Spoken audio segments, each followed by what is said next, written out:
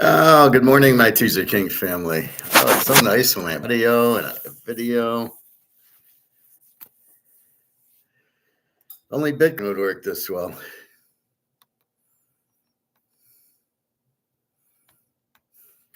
Anyway, how is everybody today? Lots to talk about. So I was watching Alligator. It was on after our class yesterday. I showed you Egon. I might rerun Egon. It's only 9 minutes, so it's worth if you miss it because it's such a long video. But I think if you go into my page to watch the video, there should be a tracking, an outline of what I said, transcript. So you can jump to the parts that you want. I believe I see that on other people. So I believe we can do it on ours. What the hell? There we go. Let me just take a quick pitch for Daria. She's at work today, but she's listening well.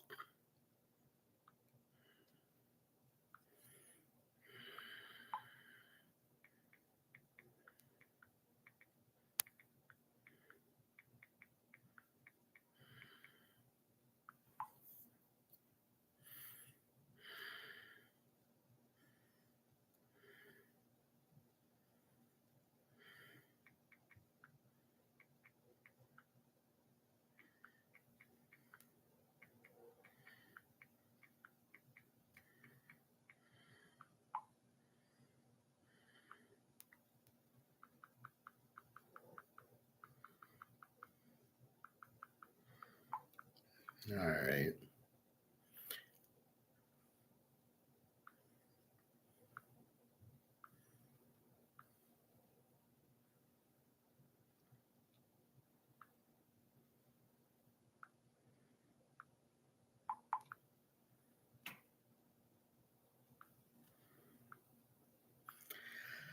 So real quickly, sorry for the delay. I like to send them the pits.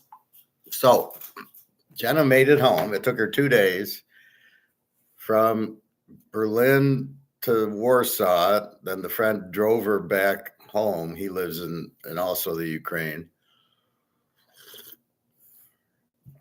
And so it took him 2 days. Apparently there is a curfew, which really is disgusting. I mean, a curfew is what the Nazis did. It's I think they have martial law, which means the military is in charge, not the government. They didn't have an election. Zelensky knew he wouldn't win. And they're having electricity shortages because the Russians took down some power plants. So I don't know how many power plants there are there, or if they were just in specific areas where the cities are. In other words, the one in Odessa, the one in Kharkov, or what, or the whole country. So we will see, but I don't think it's the whole country. Anyway, so she's home safely. Blood pressure, I sent her money so she could eat and take care of her blood pressure. Daria's at work. The daughter is feeling better. She had a fever. She needs a doctor's note to get back to school. And that's it. And I am fine. So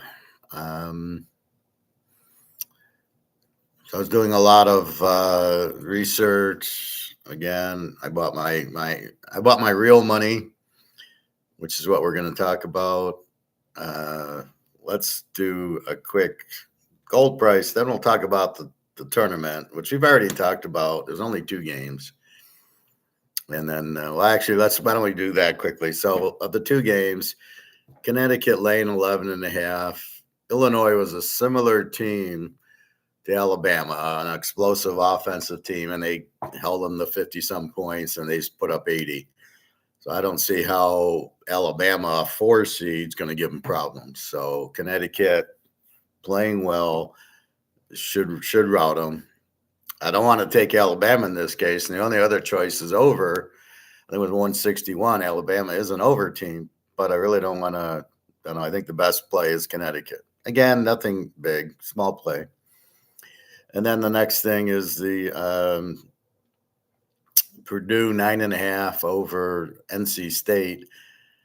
And I think NC State's got a good chance to win. 9.5 is way too many. I wouldn't, Now, here's where I go into who did they beat? They just beat Duke, right? NC State beat Duke, and more importantly, beat Oakland U, probably the best team in the tournament. It's funny, they didn't know how good NC State was, and now they're in the Final Four, and they go, oh, yeah, I guess they were pretty good. So NC State should be able to win this game straight out. Purdue doesn't show me anything. The big guy, I think, is a joke. He just kind of stands under the basket, and they feed him. I think NC State's got that real big guy. He could lose a few pounds, but he'll challenge them, and then just overall the defense will be strong, and I just don't see how Purdue can blow them out. I think NC State could easily win the game. Should be a very close game, but NC State was down 27-21 to Duke and beat them by 10. So I like NC State plus the 9.5. Forget the money lines. I mean, very small. They're sucker bets. In dice and craps, there's sucker bets. The field is a sucker bet because you got 2, 3, 4, 9, 10, 11, and 12. Oh my God, I got all these numbers. But all the numbers with the odds, 6, 7, and 8, are not in the field. And then 5 is where they get the edge on you because 5 is not in the field either, even though 9 is. So it's a sucker bet because your odds are against you to win the field just because there's 2, 3, 11, and 12, what they happen, and that their odds are terrible to hit. So there's always sucker bets, all these money lines, sucker bets, the prop bets are sucker bets, the how many games the team will win are sucker bets. And I wish you guys wouldn't bet them. I know you guys get on your money lines and prop bets, and it's really, I'd love to hear if anybody has won money. You might have won one prop bet, but I don't know, like if you bet props the whole year or these little sucker bets, if you're up or down. If you just keep track of, okay, Kansas City teaser, yeah, we won. I keep track of my teaser wins because I don't play anything else. I just do what I do. But I don't want to get into props because there's, I doubt the odds are good. The money line, I know the odds are not good. One team's laying 300, but if you take the other team, you only get 200. Well, what the hell is that? Or, minus 800. But if you want the other team, it's plus 300. You're like, well, why isn't it plus 800? Why isn't it 800? So a bunch of BS there. But anyway, just be careful with that. Again, like I saw in the Gambler movie, I'll get back to gold in 1 second. Like I saw in the Gambler movie, he didn't know he didn't know how to bet. He had no bankroll. He didn't quit when he was losing. So because he had no bankroll, he lost 44,000. But then he didn't know how to play a streak. He's on a streak in Vegas. He hits three things in a row at Baccarat, and he quits. And then he doubles an 18, he gets a 21, and he quits. Like, what are you doing, man? That instead of betting 50,000 on the Lakers, just keep pounding away at craps and then blackjack and everything. Keep hitting blackjack. Why did you leave the crap table? You hit 13 passes in a row and you're leaving. Then you hit backrack. Why are you leaving? You got what you want and you're too stupid to keep going. I agree to quit a winner, but quitting a winner is not I get up and quit. Morning, Greg and John. Quitting a winner is if I hit if I double down on an 18 and hit a 3 for 21, I'm going to keep playing. I'm going to pull away some in my, okay, I'm not going to lose this, but there's no way I'm quitting a winner. So that means, okay, I'm up $10,000. I'm going to put 7 in my pocket, play out the other 3. I'm hot. And then if I start getting cold, of course I leave. But when I hit 21, if I hit an 18 and get a 3, I'm not leaving anytime soon. You've got, well, that's what I told you, UConn and then NC State on the other end. You're laying 11.5, so it's good luck to you. Baseball, we started looking at it yesterday. Again, we don't know enough. The pitchers of there's 5 or 6 games played. It's too early. It's like I tell you in NFL. The NFL, we got to wait at least 4 weeks to really see the team, especially teams that change. KC, we don't. KC, Cincinnati, if Burrow's playing, Miami, maybe a little bit. Green Bay, we got them. Minnesota, we're going to have to see who their quarterback is. Detroit, we kind of have a grasp on. And then what'll happen in the draft is what screws us up. You've got at least 6 stud quarterbacks going, and I'm not sure if Brady Cook from Missouri's in the draft.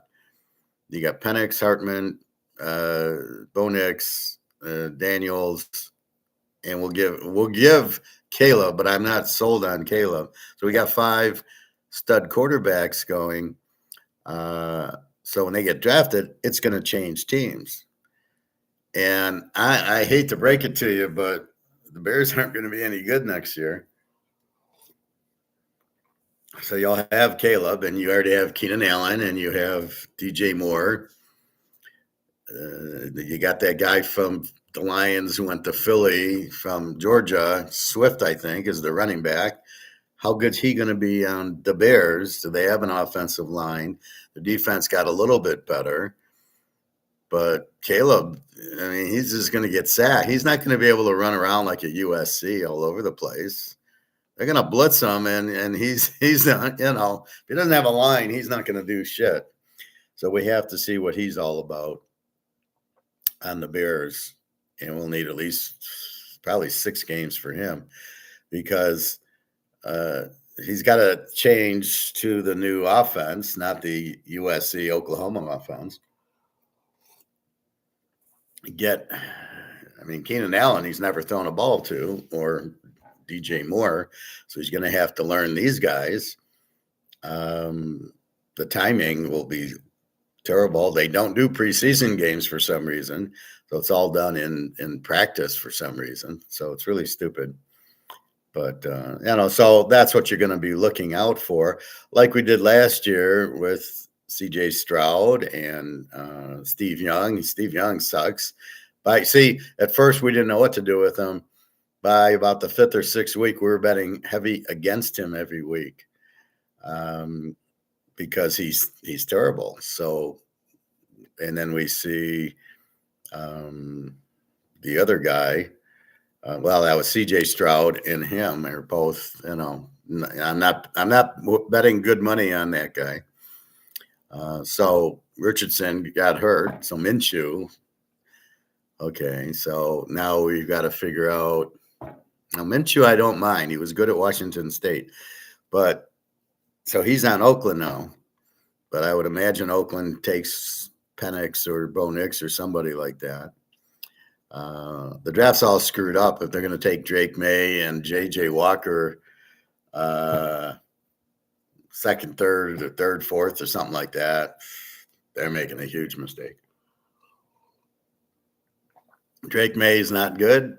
Shouldn't even be drafted. Didn't do anything at North Carolina that would warrant this. Not like Penix, got into the playoff. Even then J.J. Walker at Michigan got into the playoff, but it's different. It was all defense and running the ball. He didn't do anything. Daniels excellent, Penix excellent, Bo Nix excellent. Caleb, I'm still worried about Caleb. Anybody that cries because you lost, I can't take serious. Very good, John. TK, what's going on with this RFK Jr.? What's he trying to do? I don't know. Tell me about it. What's going on with him? I'm focusing on the important stuff, but what's going on him? You got to tell me. All right. So that's the problem. So you got 5, 6, 7 new quarterbacks that Brady Cook is from Missouri is in. I'm not sure. And then you've got to see how they fit, how the pieces fit. Washington will still suck if they take Drake May or J.J. McCarthy. The Bears, now I didn't like Fields. I thought he was terrible. I certainly don't like Caleb. Whoever's doing the drafting for them has their head way up their butt. So I'm not understanding any of that. I mean, you're letting Penix, Bo Nix, and Daniels go for Drake May because he looked good in the warm-ups with shorts on with no pass rush. He had a big arm. Again, what does the big arm mean? A big arm is not what you look at in a quarterback. Oh, my love.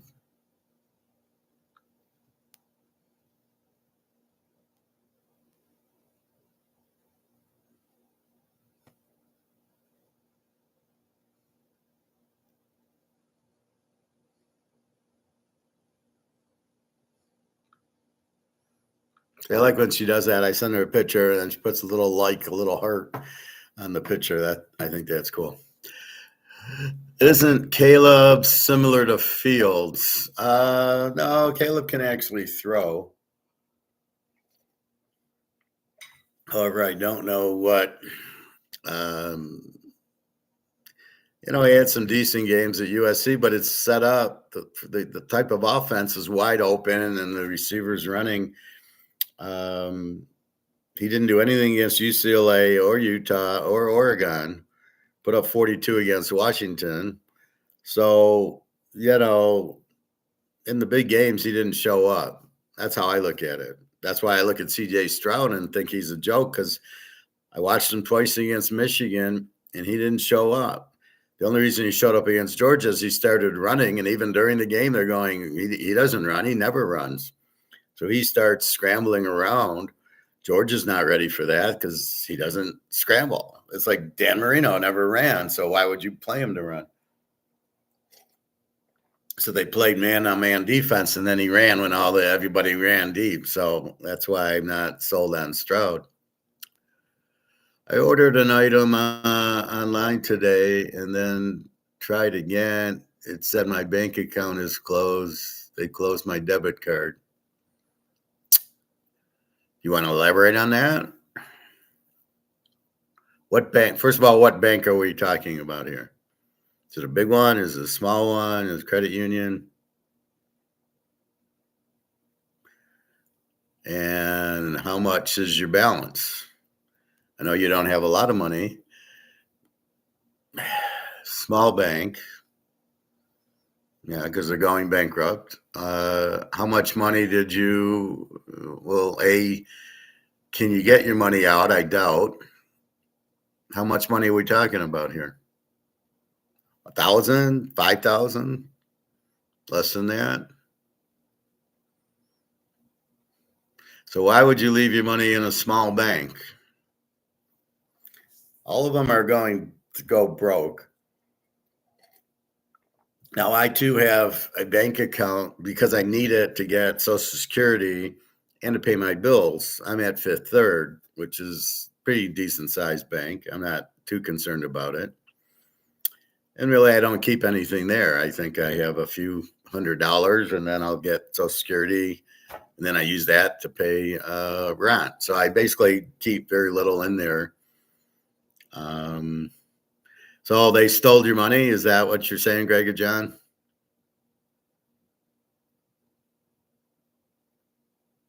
Your bank account is closed. They closed my debit card. So again, what was your balance? You don't have to say exactly. You can say under 500, under 1,000. This is my point.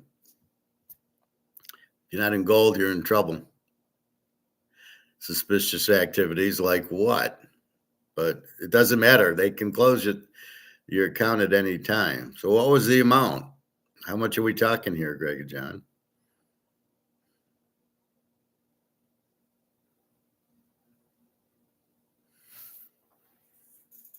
$1,000. So did the bank close or they just closed your account? You should be able to get the $1,000. Because it's not the bank closing, it's your account. They closed my debit card. So what I would do is go into the bank and say, I'd like to get my 1,000. You should get it because the bank didn't close. That happened to me before. Somebody tried like scamming me, and I was at another bank, Flagstar, and they closed my account and they transferred the money over. So you shouldn't lose your money if the bank didn't close, but be careful. Do you have any idea what this suspicious activity is? And it's okay. I mean, it's they don't have to keep. So just go to Chase or something. You have no idea. So just don't sweat about that. Get your $1,000 out and go to Chase or go to another bank and a bigger bank, and they won't ask questions. I just went to Fifth Third, so I'd like to open an account, and I opened my account in a day. I got a temporary debit card and that. So, well, it's probably somebody trying to hack it. Maybe, illegal stuff or something, but just,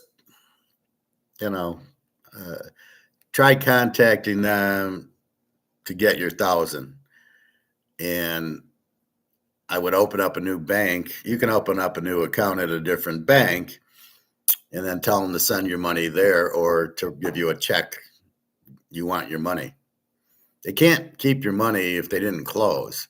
Okay, they closed your account and your debit card, but you still have access to your money. Even though it's not really yours, it's really theirs. They will give it to you back. Yeah, okay. Then tell them you want your grand, just mail me a check, and you're moving on to another bank. Who cares? It's like work. Toyota was really crazy, and I moved on. I went to Harley. I mean, it's not a big deal. You go from one girl to another. It's not a big deal. So that's how life is. You just move on, and just stay stoic. Yeah, they haven't closed. They got your money. You're entitled to it, even if it's suspicious. It's not like they're freezing your accounts. They don't want to do business from something that somebody did. So don't worry about it. If the bank closed, that's a different story. But if they didn't, then that's fine. But anyway, yeah, I'd rather have Penix, Bo Nix, or Daniels over Caleb. It's like the love affair for Prime Jr.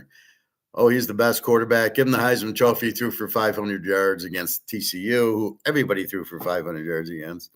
He had trouble against Colorado State. And then we won't talk about Oregon beating them 44-6. So that's my point. Caleb, I don't get what everybody sees in Caleb, that he's so good. And I do see why Daniels was lighting up Alabama pretty good, which is my whole thing on Hooker at Detroit. He lit up Alabama. What else do you need to see besides he put up 50 on Alabama? And he had some really good passes in that game and avoided rush. And see, this is where we're stoic. Being stoic means we believe that Hooker is better than Goff, and we're going, you should be playing Hooker. He's better. We know it. We're not guessing. We're saying he is. Just like I'm saying Penix and Bo Nix and Daniels from LSU is better than Caleb, and for sure better than Drake May. Shouldn't even be drafted. Or McCarthy at Michigan. What did they do? So, but I'm going to stay stoic with it. I'm not going to be influenced because all of a sudden Drake May's showing up as the 2 quarterback. Well, whoever drafts him is going to be drafting number 1 next year because he sucks. I didn't see why they took Steve Young last year, and he sucks.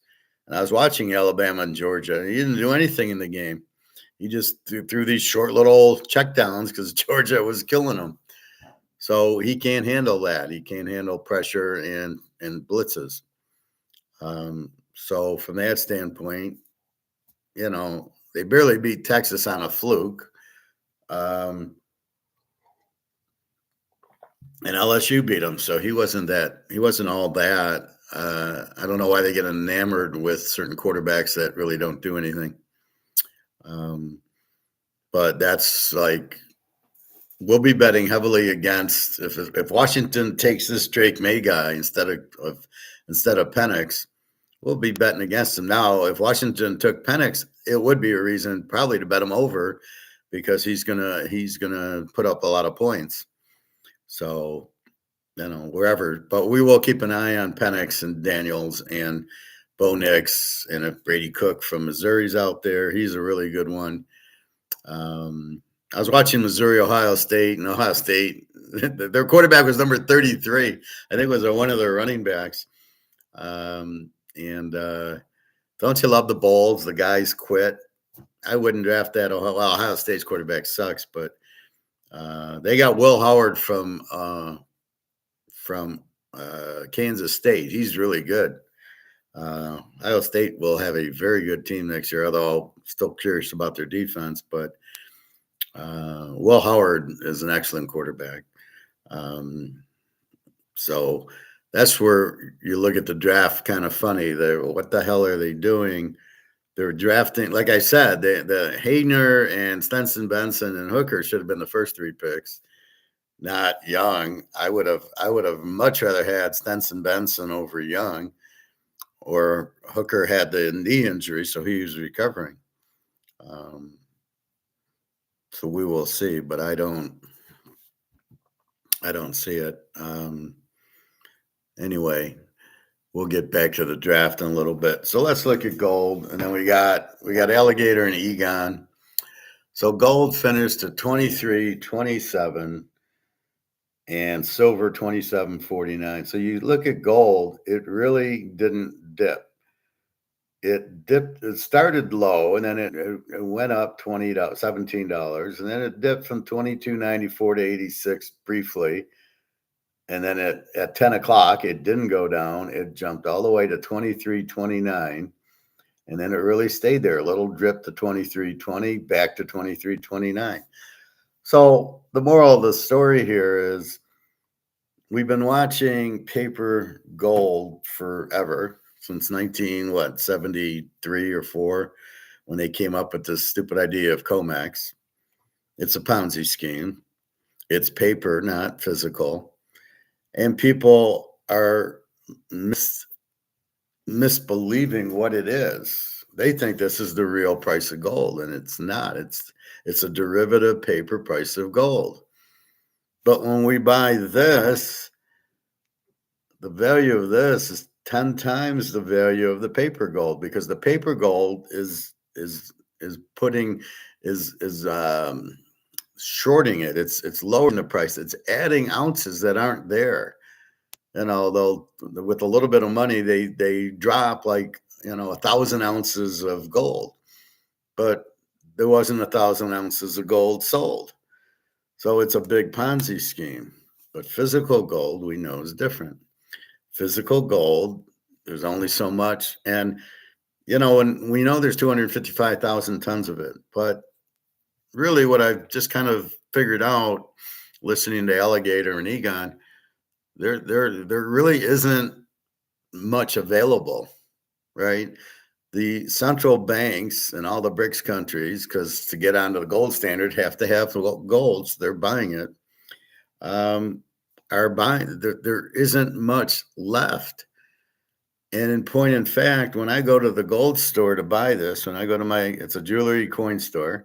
So when I go there to buy this was somebody else's who brought it in. This isn't new gold. This is Joe Black's gold.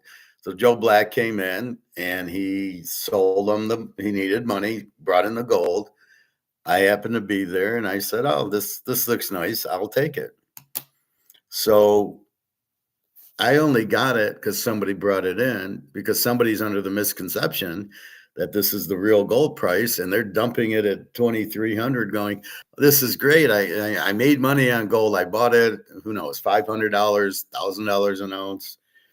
I know when I got this, it was 250 an ounce, and I bought a little, but then my ex got us into baseball cards, which worked out okay because I had the thought process to get Mickey Mantle and Bobby Orr and Willie Mays and Bobby Bowe and Barry and those guys and Montana and Rice. So because I did that, we'll be okay. But I would have rather we could have had, we could have probably had close to 2,000 ounces of it. I mean, because it was only $250 an ounce. I mean, I could have sat there and, bought 10 ounces every other week.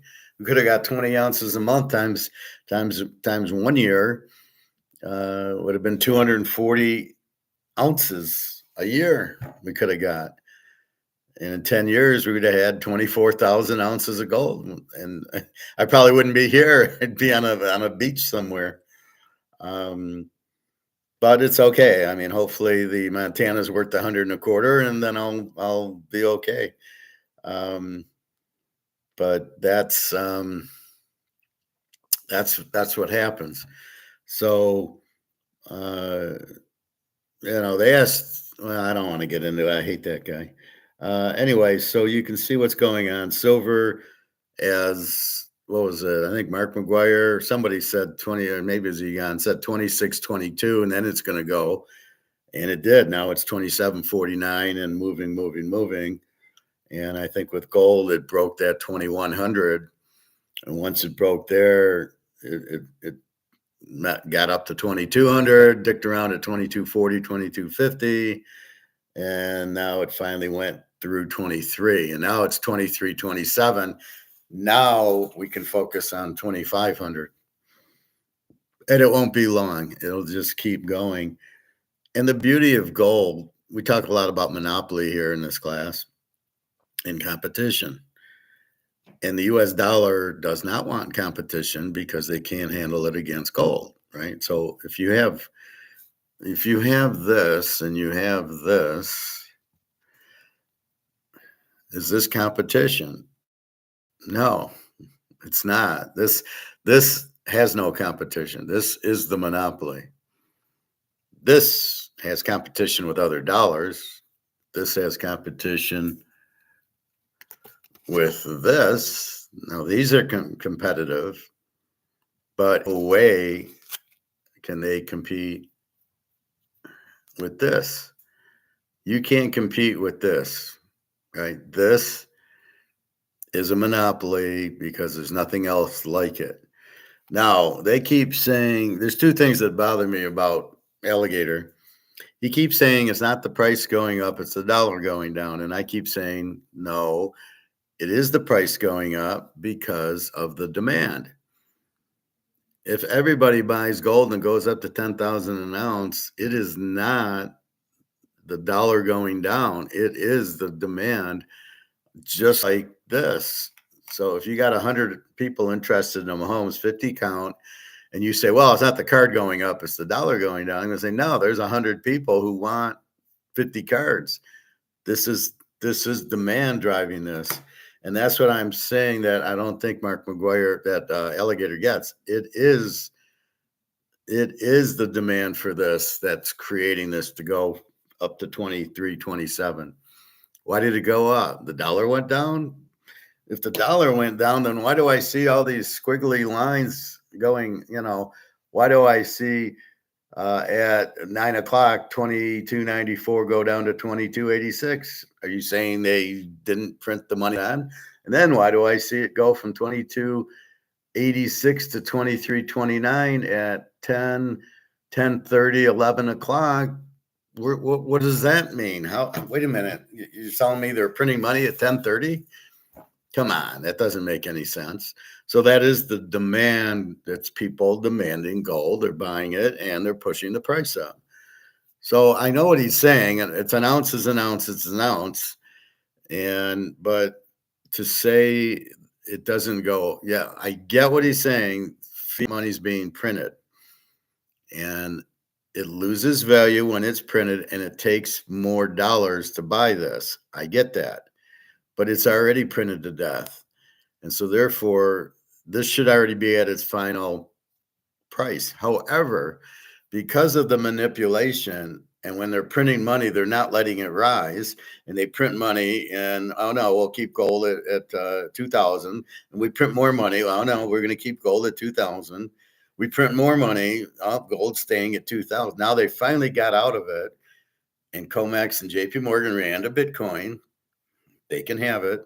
And now there's nobody to knock it down. This is going to the price where it should have been. That's my argument with Aligator. So in a normal free market, yes, he's right. The dollar would have been printed, and then the price would have gone. It would have taken more dollars to buy it as we're walking for the last 50 years, not keeping it low, and then now it's going up. So keep that in mind. The price is going up because it's been restricted.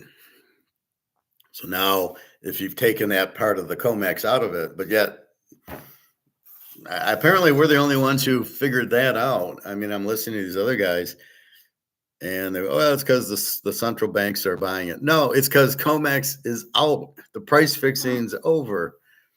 Now we're going to see the price go.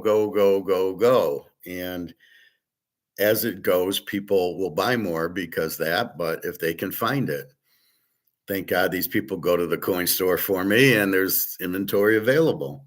Otherwise, he doesn't have any. I wouldn't be able to get it, or I'd have to go to SD Bullion or one of these online or eBay and spend another extra $100 on it.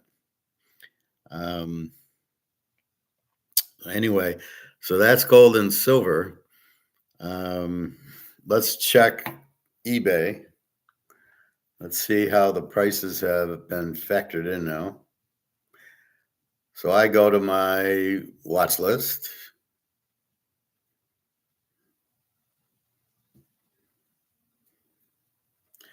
All right.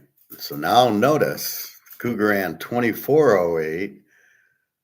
That coin I got right there, 2415, which is, it doesn't make, well, it kind of makes a little sense, but I paid a little bit more for it.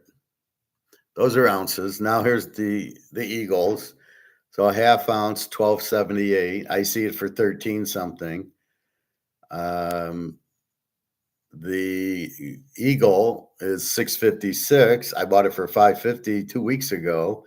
Now it's 656, which makes sense. And then the little one, the 1/10 of an ounce, he's been having it for 250. He's now up to 270, which is 2,700 for an ounce. If you bought 10 of them, would be 1 ounce, which is really high. If you buy 5 of these, 650s, 13 is 2,600. And if you buy 2 of these, really 1,300 is 2,600. So these are all like 2,600 an ounce. That's why they tell you to buy ounces. The difference is that if I have $600, I can buy one for 600. I don't really care. It's 600 at a time. Now we get into some foreign, the 1/10 of an ounce maple leaf, and we look at compared to the US, and they're very similar, where I've been paying $20 less. He was 250 on this and 230 on this, so I was buying these. See, it doesn't really matter now that it's gone up. Look, the price is almost the same. So I've been buying the maple leaf $20, $30 cheaper, and now when the shit's hitting the fan, look, they're the same price. Quarter ounce maple leaf, $631. The quarter ounce Eagle, $656. So it's about $20 difference. And then look at the Cougaran, same as the maple leaf. I've been getting deals on the Cougaran. They've been much cheaper. So here now they're all coming together. So 628. So notice they were all like 550. As the price of gold goes up, the price of the coins go up. And there's no better place to see it than on eBay. Real quickly, the Brady rookie card, been It's been monkeying around. It was 7 million and then it went to 5 million or something. And now it's back to 7.5. Not quite sure what he's doing. He's not going to get it because people would rather be in this than in that. 1/10 Cougaran 245. So it is a little bit lower. I bought the 1/10 Kangaroo, which is the same as the Maple Leaf and the Cougaran. The half-ounce Maple Leaf, 1161. Now that is very cheap. I wonder why it's so cheap, but you can see it does say half ounce because what I saw was 1,300. Now, because it's out 21 days, I'm curious if he's going to change it because when he started it, it was probably, but I doubt it's still 1161. That's a steal because it should be 1,300. So here's a Cougaran half ounce, 1222. So here's a Maple Leaf, 1161, but the Cougaran's 1222. That's what I'm saying. If you can get this at that price, I'd be all over it. I don't think you can, but this is more normal, 1222. And what was the US? I think it's on the other page. Yeah. So it's 1222. I think the US was 12 something.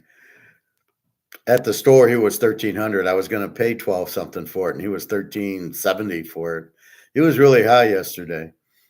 And then the Buffalo. So here's the silver is now up to 36.37, even though it's only 27.50 for the spot. Look at the demand, 36.37.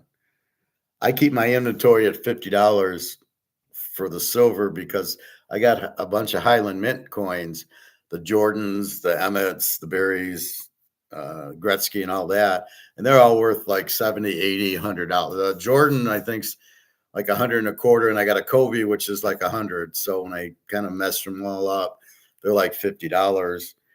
And then I have my other, I have like 37 ounces of Highland Mint. And then the rest are the Indian and the regular.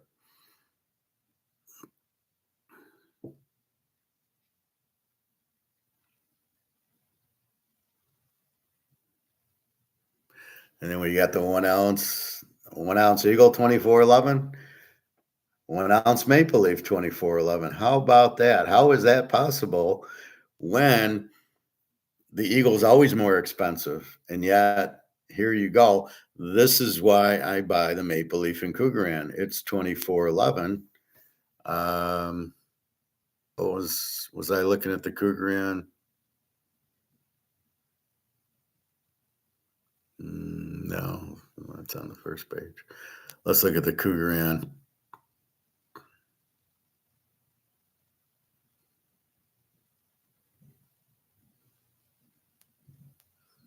Yeah, here, 2408.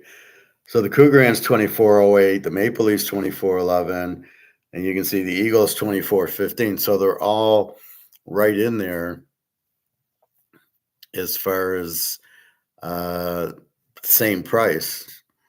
Now, I paid 24.25 for mine yesterday. He was 110 over spot. So I think we'll see that going. And I don't care. I don't look at it like that. I look at it like I got gold. I got an ounce of gold. I don't look at it like, I paid a little bit too much. Normally my store is much cheaper, but he's must see what's going on and he's marking them up a little aggressively. Like this for 110, I think was a little bit high. But his half ounce was 13, and here it's mostly 12 something. And his quarter ounce was 660. The quarter ounce was priced right. The half should have been 12. He's 13. And then the ounce, he's 24.25, should have been, about 24, 20, 23, because he's usually cheaper than eBay. So that's that. And that's good to see what the market is, right? That's the market. So 23.27, he's about $100 over 24.27. So maybe it was the time I was there. I think I got there at 11:30 noon. So I probably got there when it was already 22.30 versus if the guy put the auction on in the morning and it was 22.80, then it makes sense why at the time I bought it, it was more. So I don't care about that. I'm not worried. Again, I own gold. I own an ounce. I do have to ask Jenna where she's got hers. If she's got it in a bank in a safety deposit box, knowing her, maybe. But I think I warned her against that. So let me see. But it, we are starting to, we can see the moves happening. So as I said, the boat has left the dock. It's funny. I thought I put it in an earlier video and I couldn't find it. And then today I was going through them and I said, oh yeah, 3 or 4 days ago, I said the same thing. The gold boat's left the dock. Well, it's still left the dock. Now people think it's going to come back. This is not profit taking in a stock. So let's go back to monopoly. The fact this is a monopoly and not competing with this, if you so let's say it goes up to 2,700, you bought it at 23, you made $400. Do you sell it and make your profit? Well, if you do, the problem is you're going to get this because there's nothing else to get. So unless you get silver, gold and silver are real money. This is not. Neither is our friend the euro. Okay, this is not real money. This is not real money. This is toilet paper that they printed excess to. This is all, as Alligator likes to call it, credit. So this is credit money. It means it's an IOU. Means it's not real. It's just paper money. It's just paper, but it's not backed by anything. That's my point on Bitcoin. It's not backed by anything, so it has no value. If it doesn't have this backing it, it has no value. That's why the BRICS coming out with gold-backed currency will have it backed by gold, and therefore the price of the gold will have to go up because how many dollars can they print? And they need gold backing it. So if you're in if you're in India and you want to get gold for the weddings, you're going to take your dollar that says it's $100 of gold, and they're going to want the gold to buy the jewelry. And they'll take it because the money's backed by gold, but they'll have to be able to go to the bank and get the gold for it. So they can only print as much money as they have in gold, and then so therefore, gold's got to be more expensive. Make it 20,000, and then they can print so much money, and have the gold for it. So that's my guess. My guess is they'll have to do it at least 10 grand, but I'm not sure. It's just a guess, but we're already running and it's 2,300 and that thing isn't until May. And then when they do it in May, they'll see if it's at 4 or 5 grand, they're going to go, oh, 10. I love how Mark McGuire says, oh, it'll be 25 and at least 3,000 will be the floor. And he has no idea. Because he doesn't get it. There shouldn't be profit taking, because why would you sell this? The only reason you sell this is you got to eat, you got to pay rent or your electric bills, and you don't have any money because you don't want to go back on the Titanic, right? That's the game. This is the Titanic. This is worthless. This is the lifeboat. So why do you want to sell this and go back on the Titanic? You just got off the Titanic. You're selling this because this is crap. This is worthless. And therefore you go buy this. Well, why would you sell this to get back on that? So there shouldn't be any profit taking because there is no profit to take. If you make $500 and then now you've got it in this, and this isn't worth anything. So it's only profit if you keep it in gold. So I know it's a little bit different because people like buy the stock and it makes some money and they sell it. Although except for Bitcoin, where they are so made off that they think, oh, it's going to $20 million. I'll be rich. Yeah. Okay. And these people are just so in a trance that they just think, oh, this will never, um, the Bitcoin will never go down. Red will hit every time. 7 will never come up on the dice. I mean, it's just ridiculous. But there you profit take, right? You can profit take. The problem with Bitcoin, the other problem is it's not backed by a government. The governments control the money. So you're trying to go around the government to have money when the government's not going to allow that. Gold's a different animal because gold is money. And you can have this in your hand, but everybody takes it. It's accepted, but Bitcoin's not. So the whole premise of Bitcoin is false that, well, we don't want the government involved. Well, you don't have a choice. They run everything. But gold, we can kind of sneak around as an asset like a Rolex, like the Mantle card, and we can have this as an asset, but it is real money in the Constitution, not Bitcoin. That's the biggest difference. Plus, everybody wants this, and you can put it in your hand and hold it. That's the big. We don't even know if Bitcoin's real. You won't see one, and all you have is some account with some value in it. Well, look at Greg and John. They just, here's what's going to happen to Bitcoin. It said, my bank account is closed. They closed my debit card. It's a small bank. They said suspicious activity. You don't think that's going to happen in your Bitcoin? When they need money, what do you think is going to happen?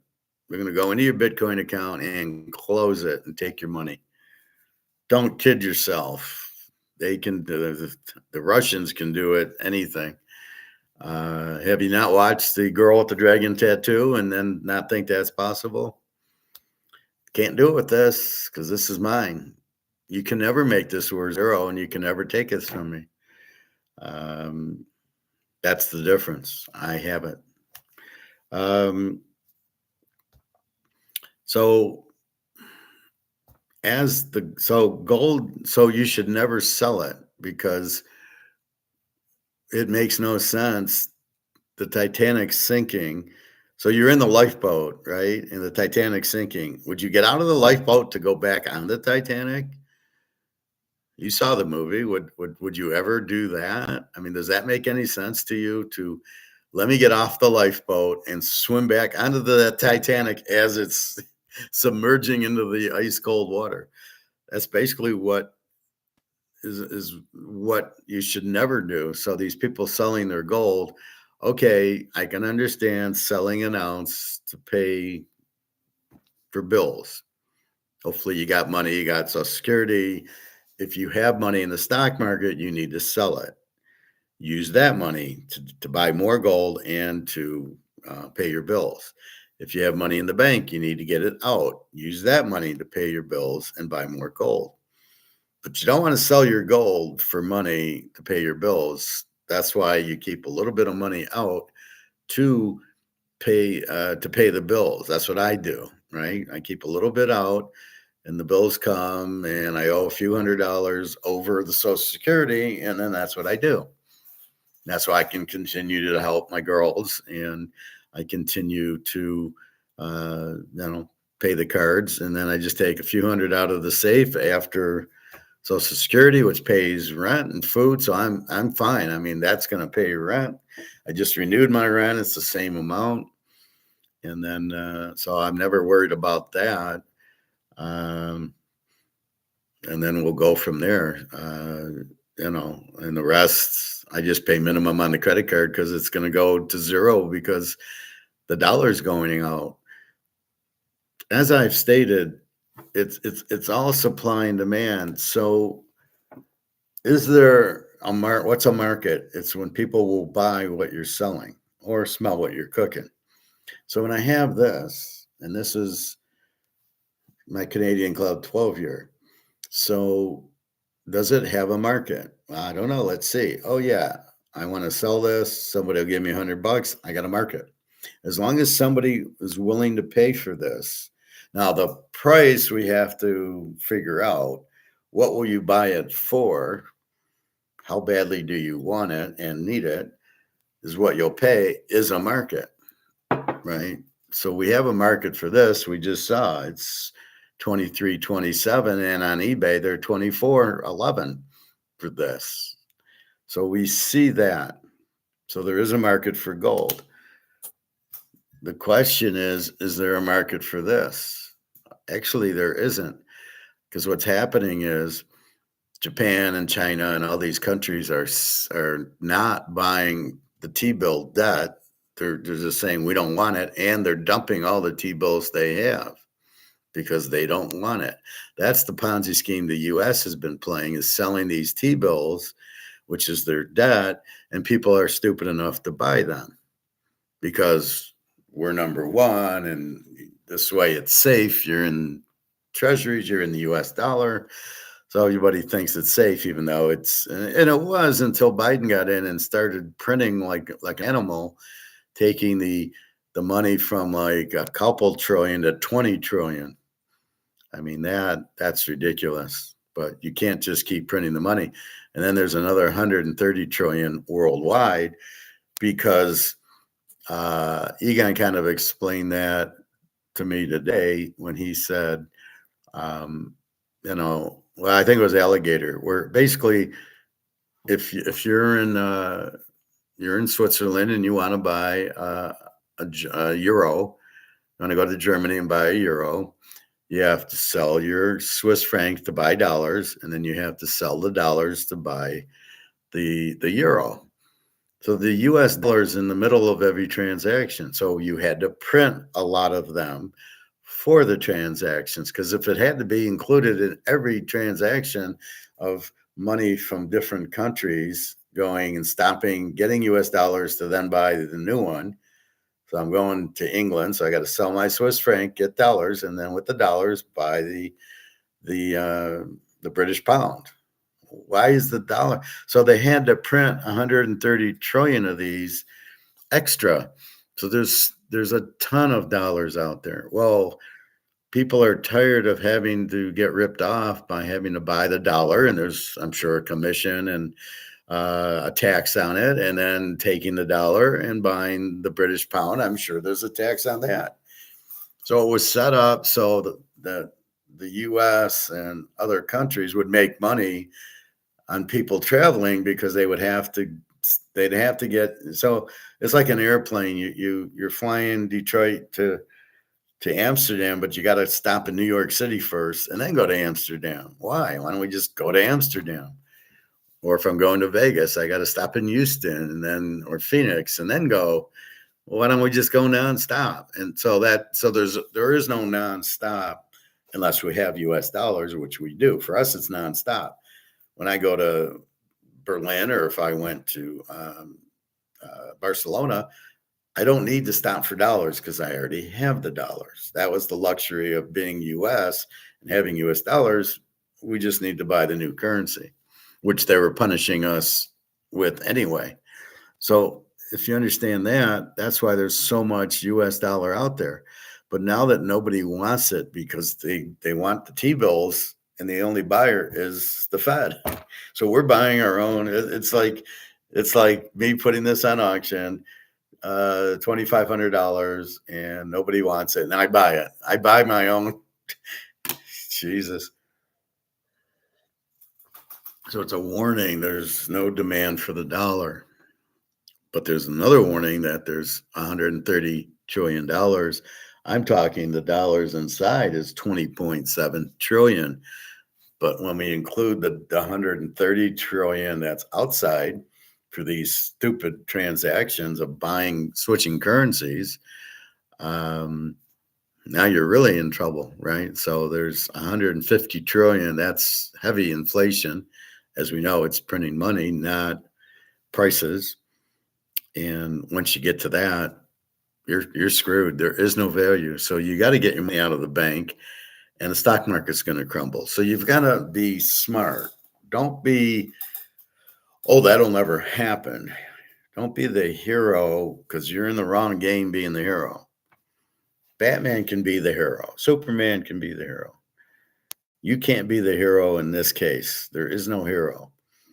You have to realize that the money only has value if somebody wants it, and you can clearly see nobody wants it because it's sitting there in, um, it's clearly in. Um, they do it with the T-bills, and nobody wants the T-bills. So there's no demand for your currency. Only when you're forced to get it when you're traveling, and uh, that's it. And then nobody wants it. So because it's such a big currency, and it's the dominant currency in these stupid transactions, it's the middleman. Who needs a middleman? That's buy direct. Because we're the middleman everywhere, people are tired of paying the middleman. Why don't we just I'm in Switzerland. Why don't I just go to the UK and buy the pound with my Swiss franc? Why am I stopping for dollars? Why am I flying to France to go to England? Why don't I just fly to England? And that's clear what's happening. And when you start screwing around with Russia, I mean, Russia will show you. Putin's like, okay, we'll go to gold. Screw you, because you can't compete with gold. So that's really the reason. So with all that said, when you look at things, just look at reality. Gold's all the way up to 23, 26, 23, 27. And as far as I'm concerned, nobody in their right mind is selling it to get back into the dollar. Why would you get back onto the Titanic? You're trying to get off. So if you're trying to sell, which is what all the central banks are doing, the central banks realize the dollar's worthless. So they're all dumping it and buying gold because the dollar's worthless. So the whole world knows the dollar's worthless. There's no demand, means there's no market, means there's no value. Here there's value a little bit because we're just dealing with ourselves, but the rest of the world is just dumping it, and that'll bring the inflation, and then you're done. It'll be worthless. Nobody will want it. And that's why we're getting gold. But that's why I don't think the gold price drops. For that reason only, for two reasons. One, nobody wants the dollar, so why would you sell gold to get back to the dollar? And two, the COMEX boys, JP Morgans, are no longer shorting gold to keep the price down, so you're in the dollar. They are realizing they're losing their ass because they'll short it, but then they got to come up with the gold, and the price is still going up. So it's not like the price is going back down. So therefore, when they're sitting there doing their derivatives, they're losing their ass because people they're betting that the price goes down on gold, and then here it goes up because people are buying it at the cheap price because they know it's a cheap price. The banks know it's a cheap price. So with that said,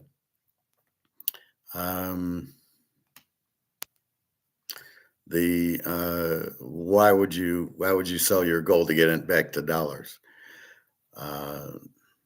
So why would the gold price go down? Who's selling gold to get back to dollars to dump the price? Nobody. And I think that's what these wars are about, is going on the gold standard for Russia and China, and they don't want it, and they go to war, and nobody's Russia's saying you can't beat us, and China is like, we don't want war in Taiwan. There won't be a war in Taiwan. So with that said, there's nothing they can do. They're coming out with the gold bat bricks. Gold will go through the roof. The dollar will go to zero. So you don't want to be in anything on the Titanic, any dollar things. So therefore, where were the gold price? Who's going to sell it? Nobody's going to sell it. It's just everybody's buying it because they realize the dollar's got no value. And it really doesn't. It's printed and not backed by anything. So what happens is nobody wants the dollar because they realize it has no value. It's just a debt instrument. It's an IOU. You go to the grocery store instead of gold, Bobby's daughter. Yes, I did that. It was my early video yesterday, was just explaining why you can go to the grocery store with gold. I got an email on it too from my friend Ryan, and he says, yeah, I hate that too when people, it must be the universal liberal playbook to say, well, how am I going to use gold at the grocery store? And my answer was, how are you going to use the dollar? How are you going to use this at the grocery store? So we're at the grocery store. Are they going to take this, or are they going to take this? And right now they're taking this, but this is ending, and then they'll be taking that. So what good is a dollar going to be for you at the grocery store? You won't be able to use that.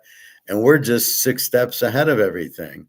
We know that's where it's going, so we're buying gold now. So right now, yes, you still use the dollars. And if I run out of everything and I need to get cash, I can sell my gold in 5 seconds and get dollars for it. And that's it. I mean, it's very easy. Um, but I can't, soon I won't be able to sell dollars and get gold. Who said that? Somebody said that, maybe Egon.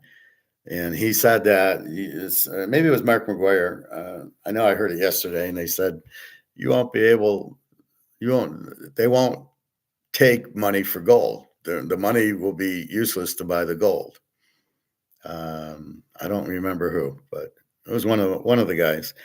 It doesn't matter who. It's just the point that gold will keep going up, and when it does, you won't be able to buy it anymore because they won't take the dollar, because the dollar is worthless. So the first concept is understanding the dollar is worthless. And the second concept is, why do I want to get out of gold back into the Titanic? Therefore, the price of gold and silver should never be going down now. It'll go up every day pretty much, because the only reason it was going down was the derivatives, not people selling it. Who the hell is going to sell it? Like I said, if I sell it, I'm going to do it. But if it's paper and it's a derivative, then I'm not really selling the gold. And that's the key to understand. So I would expect the gold price to just keep going, because there's no reason to sell it. Why do you want the dollar back? You don't want this. This is gone. You're taking it out of the stock market, you're taking it out of the banks, and you're buying gold. Why do you want to get back into it? You don't. It's not smart to get back on the Titanic as the boat's sinking, which you clearly understand. The boat's sinking. I don't want to be on the Titanic. So how would you sell the gold? What would you sell it for? Dollars? Why would you do that? Well, I made $500. Did you? The dollar has no value. You didn't make anything. And gold's going to keep going up. So it's just, there's no point in selling your gold for dollars. And I don't know what else you're selling it for. And then also the energy sector, look for Russia and Saudi Arabia to start selling their oil for gold also. And that's going to really zoom so what it is the demand is for gold. They don't want to sell their oil for dollars. They want to sell their oil for gold, because gold's real, it's money, and the dollar isn't. If nobody wants to buy the T-bills, nobody wants the dollar. So you got all this oil, you don't want dollars for it. And if you're Putin, you can't take the US dollars anyway.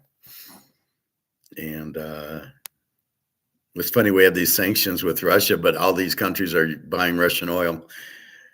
Great sanctions you have. So the US is just about collapsed. I know it's hard to hear because, well, we survived 2007 and 8, except for the attack on Wall Street guy.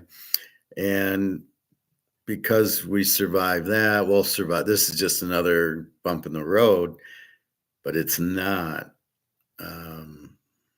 People went to the U.S. for a safe haven, now are not going to go to the U.S. for safe haven. They're going to go to BRICS for a safe haven.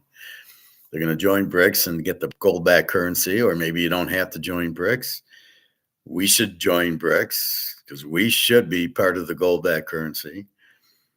The guy asked Egon yesterday about the 8,000 tons of gold, and he just laughed at him, saying, we don't have 8,000 tons. We don't have anything. We don't believe it, and they have to like you said, it's time to show your cards. In other words, what he's saying is, okay, show us you have whatever gold you have. Show us. And we won't show because we don't have. Did I go to the coin store? Yes, I did. Oh, I got an ounce. Really? Or are you just bullshitting us? Prove it, professor, that you went to the coin store and got the gold. Prove it, U.S. government, that you have money in Fort Knox. You got 8,000 tons in Fort Knox. Prove it. Well, we won't show you, but I will. Look, I went and bought an ounce. I'm proving my point by saying, yes, I went. And then I said, here, I went and got it. And then you can't call me a liar. Here it is. I'm telling you what I got. So you believe I got the ounce because you can see it. But when the U.S. with Fort Knox has 8,000 tons, prove it, they don't have it.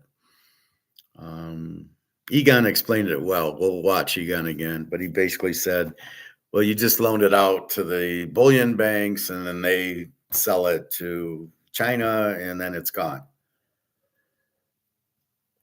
So all that's left in Fort Knox is not, the real gold's gone. It might be an IOU, but that'll never get paid back because it's already gone to China. And that's what happens. So keep that in mind. So let's go to Aligator. We haven't seen him yet. And we will educate.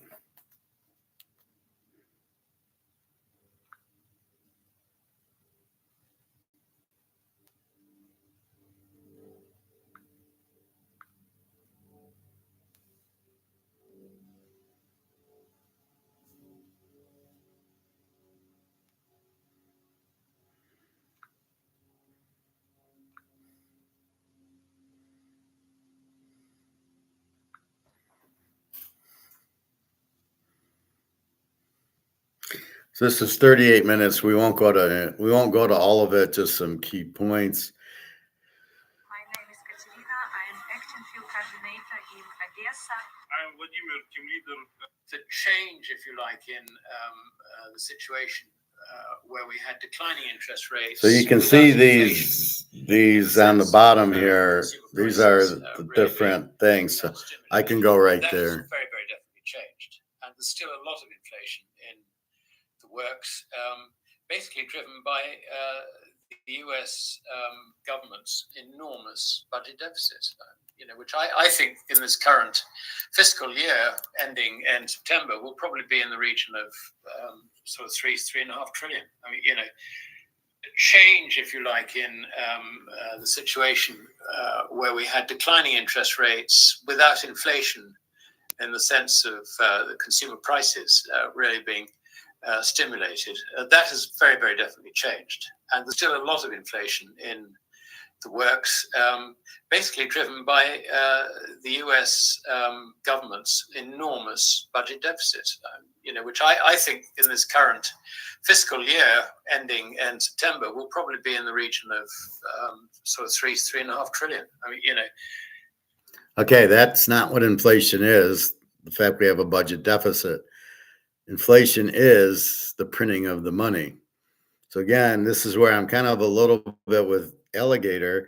And he even admits he's not an Austrian economist. He said, well, Austrian economists would tell you this, as if this is what they're telling him. He doesn't know. He's not an Austrian economist. And you got to wonder, why not? Why aren't I could teach him if you watch my show for 2 hours, 2 or 3 different shows, he could be an Austrian economist. But that's the thing. So it's got nothing to do with the deficit. What it's got to do with is how much money's printed. So I gotta clean up Aligator. I'm looking forward to the conversation. Can you just maybe lay the groundworks, and what are your current thoughts on what we're seeing in the economy overall and markets in general? Yeah, well, the article which I'll be publishing on my Substack probably later on today, which viewers is McLeod Finance Substack will find it.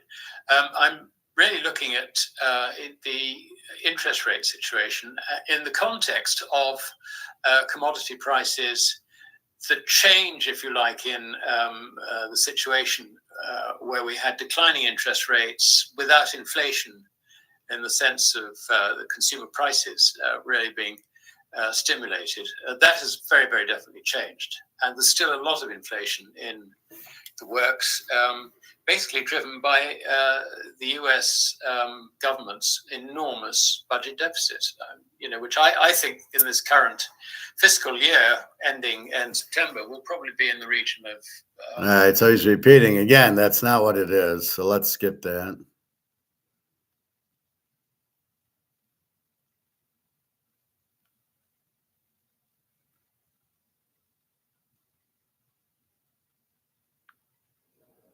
Okay. Yeah.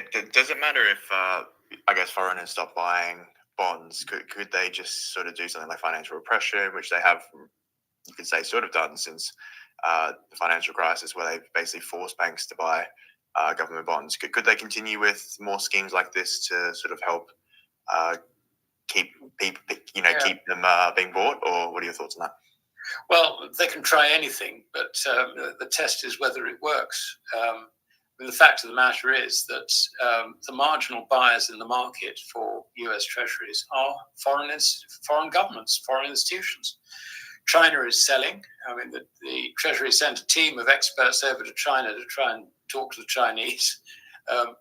My guess is that they're trying to persuade the Chinese to continue to buy US treasuries.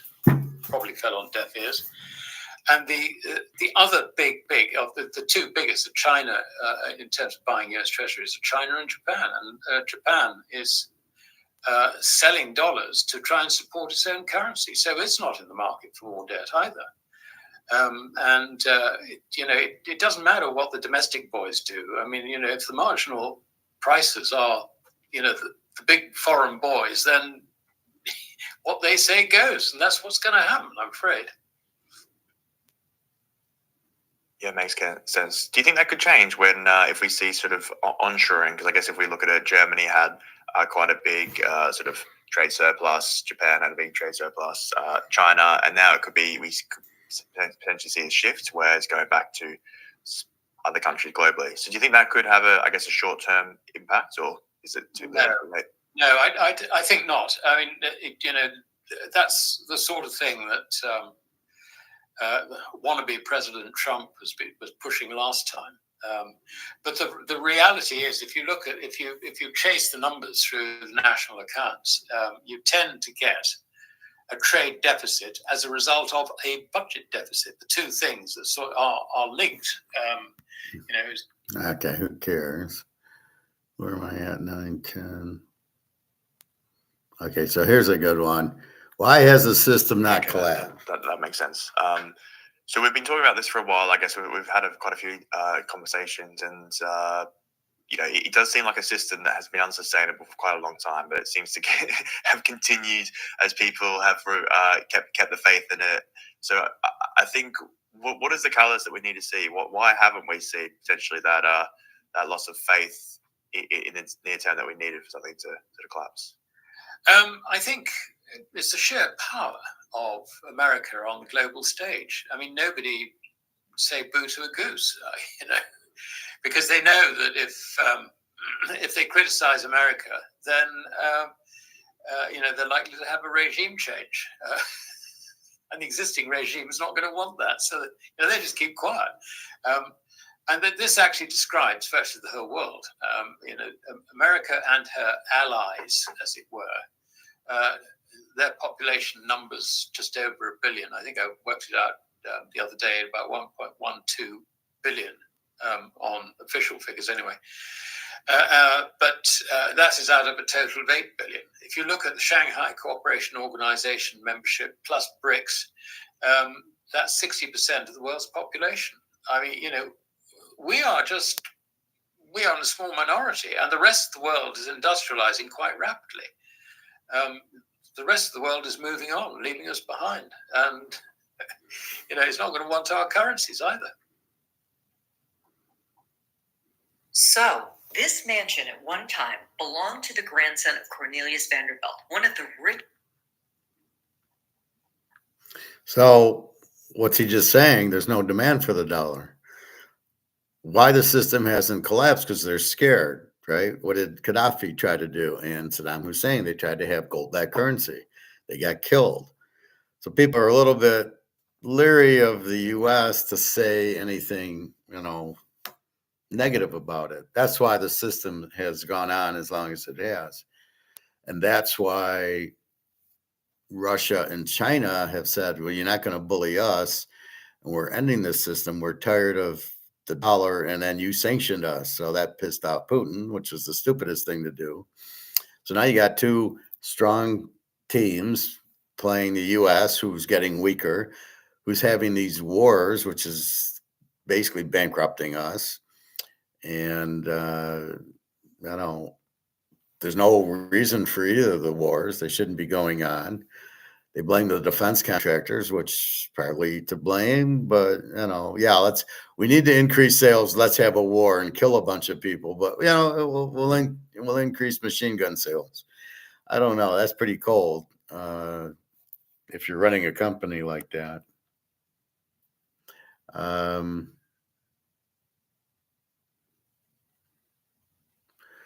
So now that people so I've always said, well, what's going to change now? Why is gold going to go up? Why is silver? What's the change? Is we know it's COMEX and derivatives, but it's going to keep staying. And why should I buy gold and silver now? It's not going to do anything.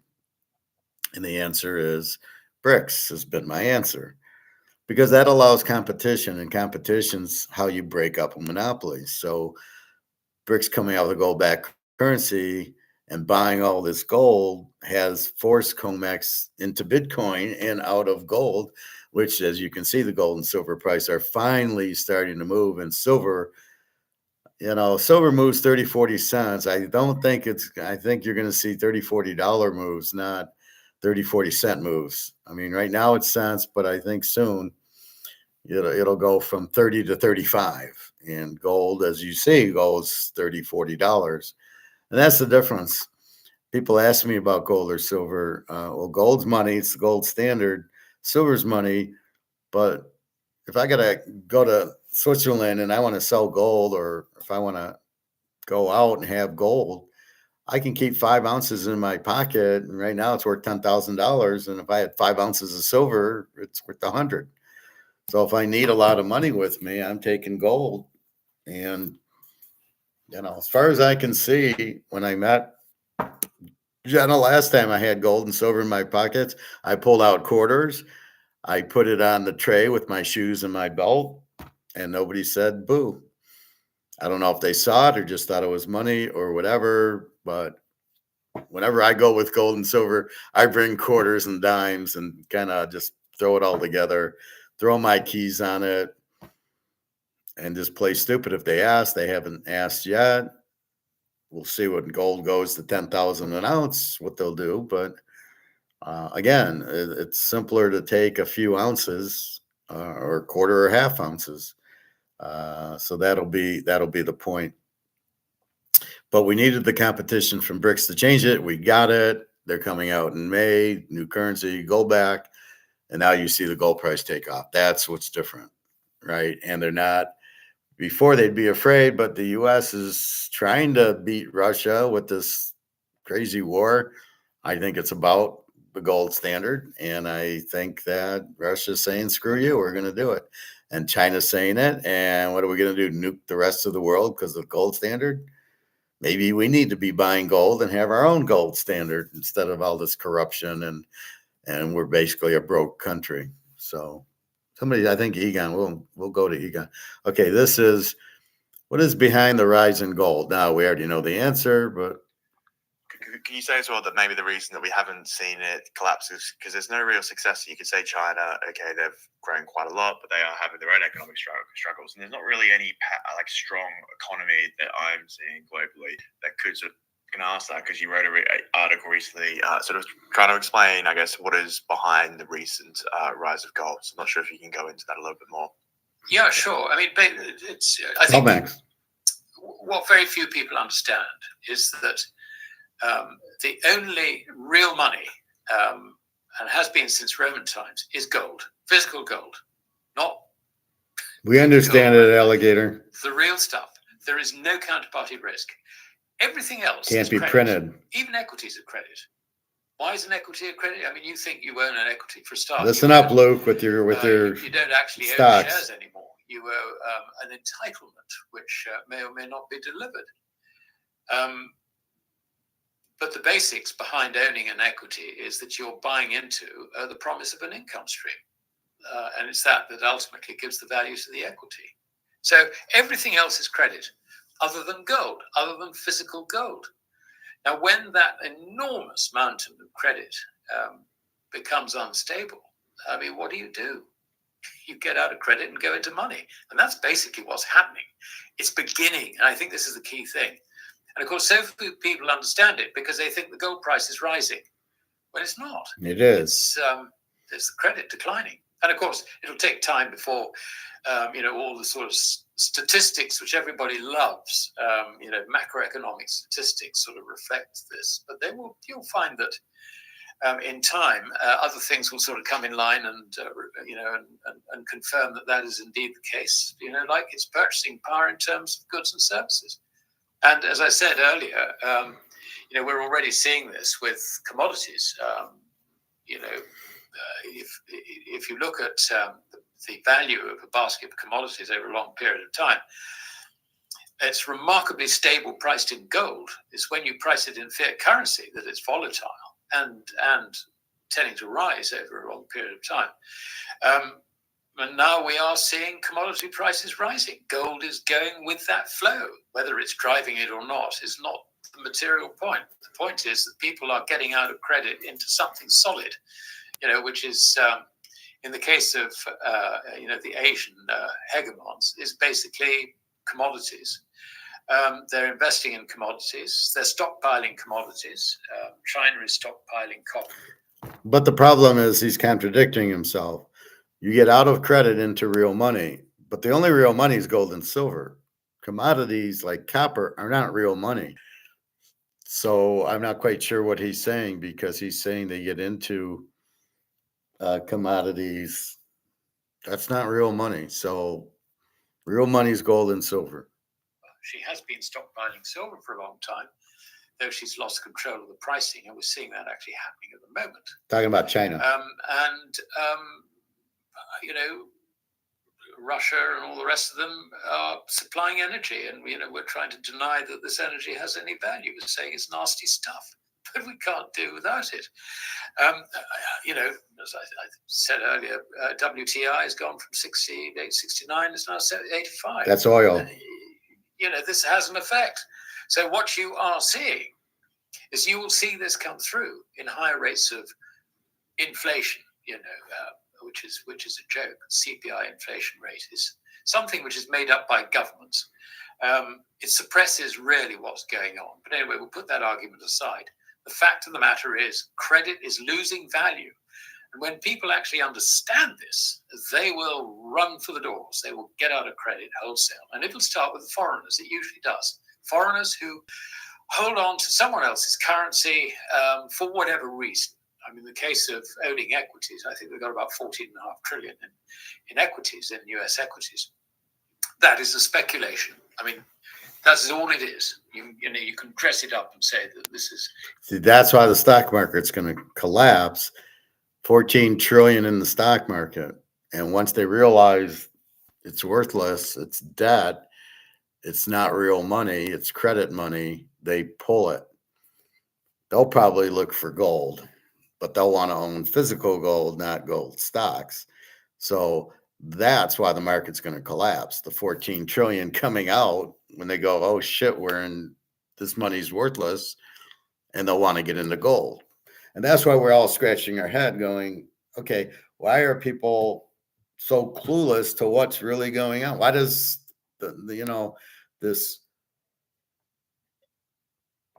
why does this magic bullet have to happen? In other words, why doesn't anybody know about gold or that the dollar is worthless? Why doesn't, because the government does a good job not teaching it to us. And And then people are blindsided because they believe the dollar is real and has value, which provokes people like me to say, oh, no, no, no, you're not telling the truth and I don't like it. And I'm going to teach it because you won't. I got lucky in 1994, 95 that I was in a master's program for finance and had to take a few economic classes. So I take one that it turns out it's Austrian economics, which I didn't know there was Austrian and Keynesian. And then look where I am now. I'm not a mistake, but really, I was going for finance. I took a couple investment classes, a computer class, 3 or 4 finance, cost accounting, and then I took 3 economic. I took one. I think I needed to take 1 or 2. So I took the first one and the second one, and then I took the third one, and I took my directed study on the 10 steps of the Austrian version of the trade cycle. But it's all due to the money that's not backed by anything, that's worthless. So anytime you see something where it's not backed by anything, it's worthless. Never forget that, and tell your kids that. But gold's going to get the boost. So we got lucky in one sense that we can still go buy gold. I paid $2,400 for this yesterday. I should never have been able to buy it. It should have been $24,000. But they kept the price down, and now we figured it out. And then I'm telling you, go buy your silver at 20. It was $29.90 yesterday. The spot was 27, and gold was 20. You can see it keeps going up. 24. A week ago, I paid $22.50 for the maple leaf. It's now 24. And I don't look at it like I made $150 because the dollar has no value. My gold's gone up, and it's gold to buy a house, and gold to buy a car, and gold to buy an island, and that'll be it. So the question will be, they can't come out with another dollar not backed by anything. You can't have another fiat dollar replace this. So what is the medium of exchange? Has to be gold and silver. That's what it has to be. I don't know that we have enough gold to make it that, but certainly not Bitcoin. That's certainly, McGregor is out of his mind. He's showing his ignorance, going, well, we can't use gold because we don't have any. Well, we'll use the BRICS gold. How about that?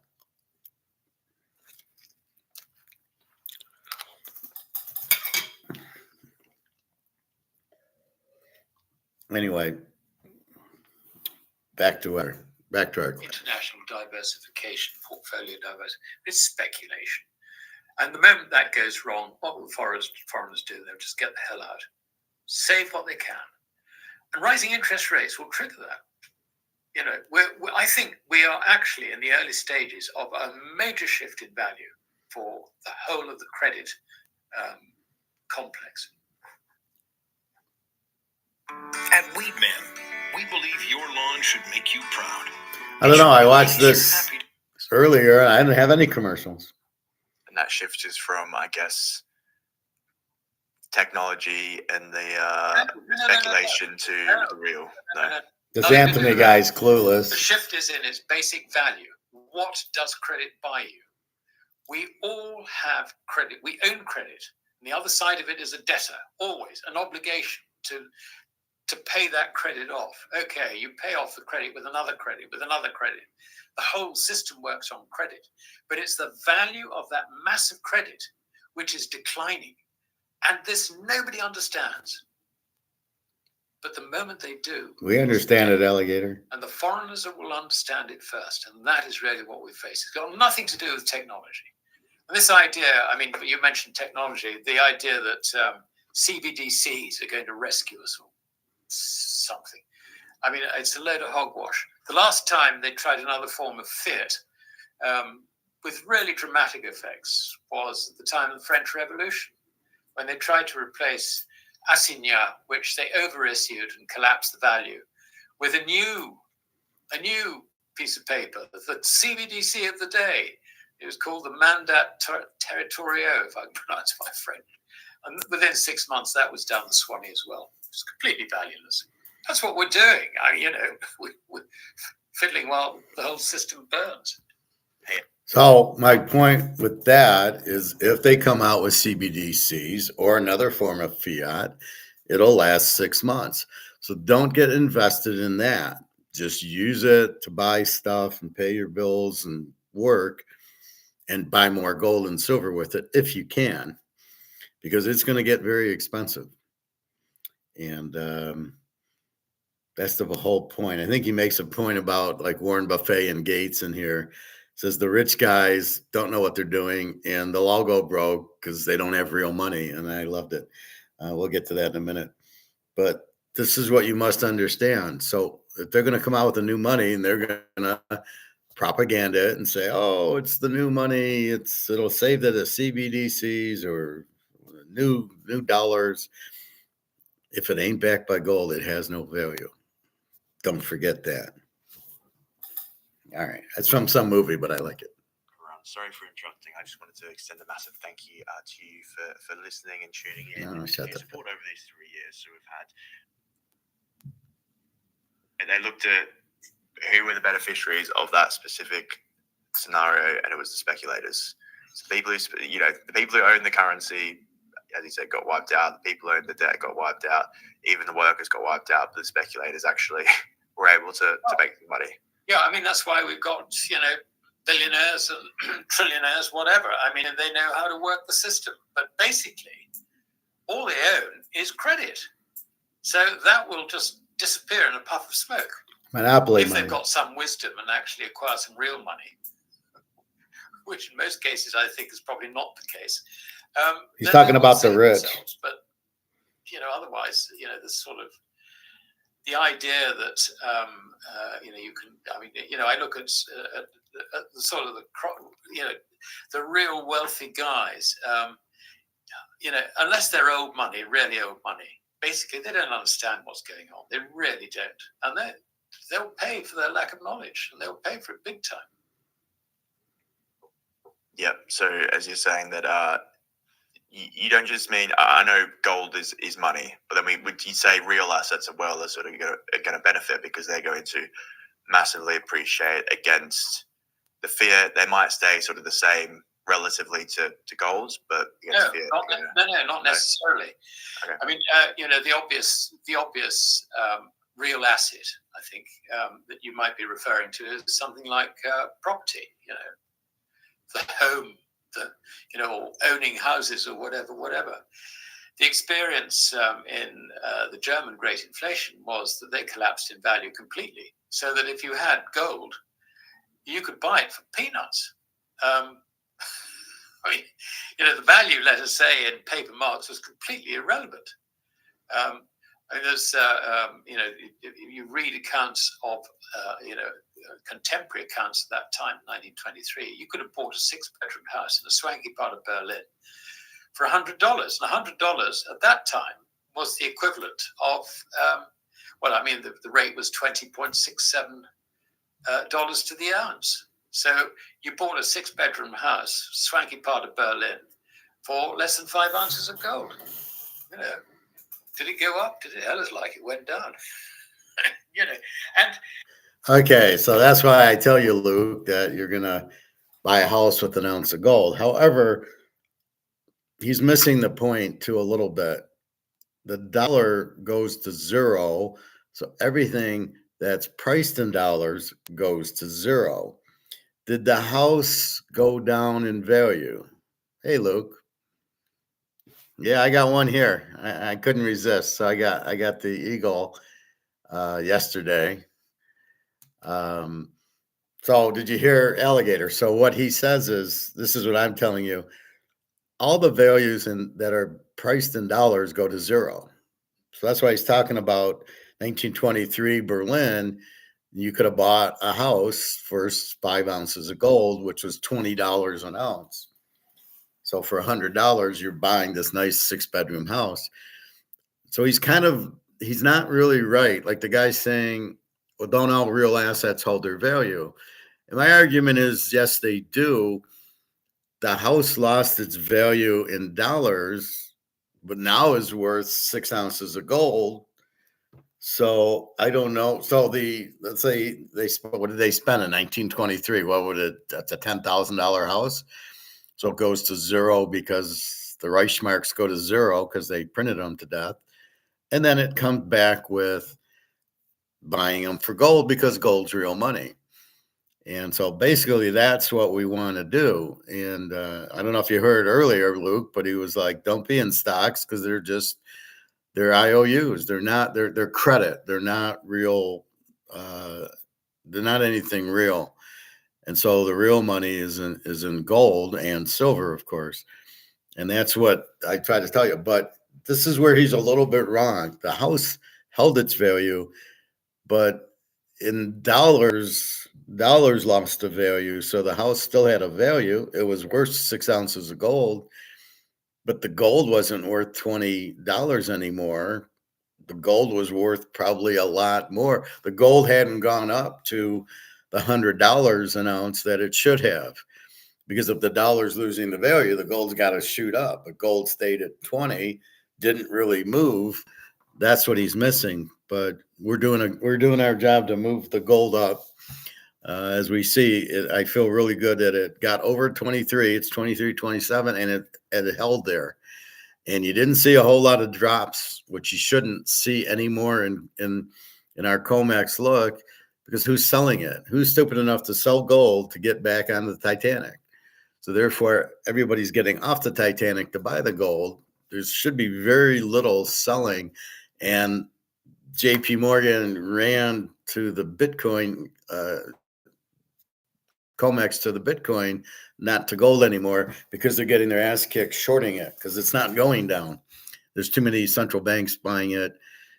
And so keep that in mind. And that's what we're saying. So I'm not going to see a whole lot of drops. So we're going to see 5,000 or, well, it's at 2,300. We'll see 2,500 by the end of next week. We should see like probably 3,500, 4,000 by May. By the end of the month, it should go up $200-$300 a week. And silver, I'm waiting for that to start going up $2-3 a day instead of 60 cents, because they're doing the same thing. Although they still have a little edge in silver COMEX because gold's a tier 1 supplier, Basel 3. So if you buy gold, you have to sell it to them, not in silver. So silver's still a little bit away from jumping, but as you need money, you're in gold and silver. That's where you're at. All right. I mean, in that case too, I mean, there were stories that students in Berlin, foreign students in Berlin, out of daddy's allowance, were able to buy whole rows of houses. And so the idea that you can hedge yourself out of it without getting into real money, you can forget it. I mean, one of the problems with property is that you don't actually own the property necessarily. You own the right to the property, and this is a problem. You've got to understand the difference between these things. So when you look at let's say a computerized registry of property, do you actually own the property? You think you do, but actually it's it's something which you can't necessarily enforce. I mean, we've in the UK, they've effectively tried to digitize the whole of the property register, and as far as I can see, it's actually quite easy to fiddle it. If you want to be fraudulent about it, and this has actually happened over here. And then you've got the problem, if you like, looking at things like, let's say, you buy shares in something and you think that you own part of a business. Well, the problem is that you don't. The ownership of the business is actually on Euroclear or, DTC or whatever it might be. And what they do is they give you a certificate of entitlement. That's not ownership. that's we own the property. You may think you do, but we own the property. here's a bit of paper, which is our obligation to deliver it to you, or you could deliver it on to someone else, but don't ask for delivery from us. That's what an ETF is. You think you own the gold, but you don't, and you're never going to get it because the whoever owns the ETF owns the gold, and they're screwing you because there's only 1 ounce, and they're saying there's 100 ounces. So there's 100 people owning the same ounce, which you'll never get. That's why you're not in ETFs. ETFs is just bullshit. It's paper gold, which is worthless. It's a debt. You want to be in physical. That's why I say it. Because we expect it to, let's say, change in the register so that we still own it. It's just that we have, the entitlement of it goes to a different person. This is, the world has become somewhat crazy. And I think this sort of CBDC thing is a symptom of that. Just look at the amount of debt there is around, which cannot be serviced. And this, at the end of the day, is the key thing. Attached to every credit, there is a debt obligation. It's two sides of a ledger, and if the debt obligation is not worthwhile, then the paper value of that debt is worthless. And that is a situation which we're finding increasingly, and it will bring the banking system down. So, that'll be rescued. So how do you rescue the banks? Well, you print more money, don't you? Which is, currency rather, fiat currency, which is not money, as I've just said. And it gets devalued as a result. And, the loss of confidence transfers, if you like, from loss of confidence in the banks, loss of confidence in bonds, whatever, into loss of confidence in the currency. The whole thing comes unstuck. If you're a homeowner in Michigan, watch this video. If you're thinking of selling your home soon, you don't want to.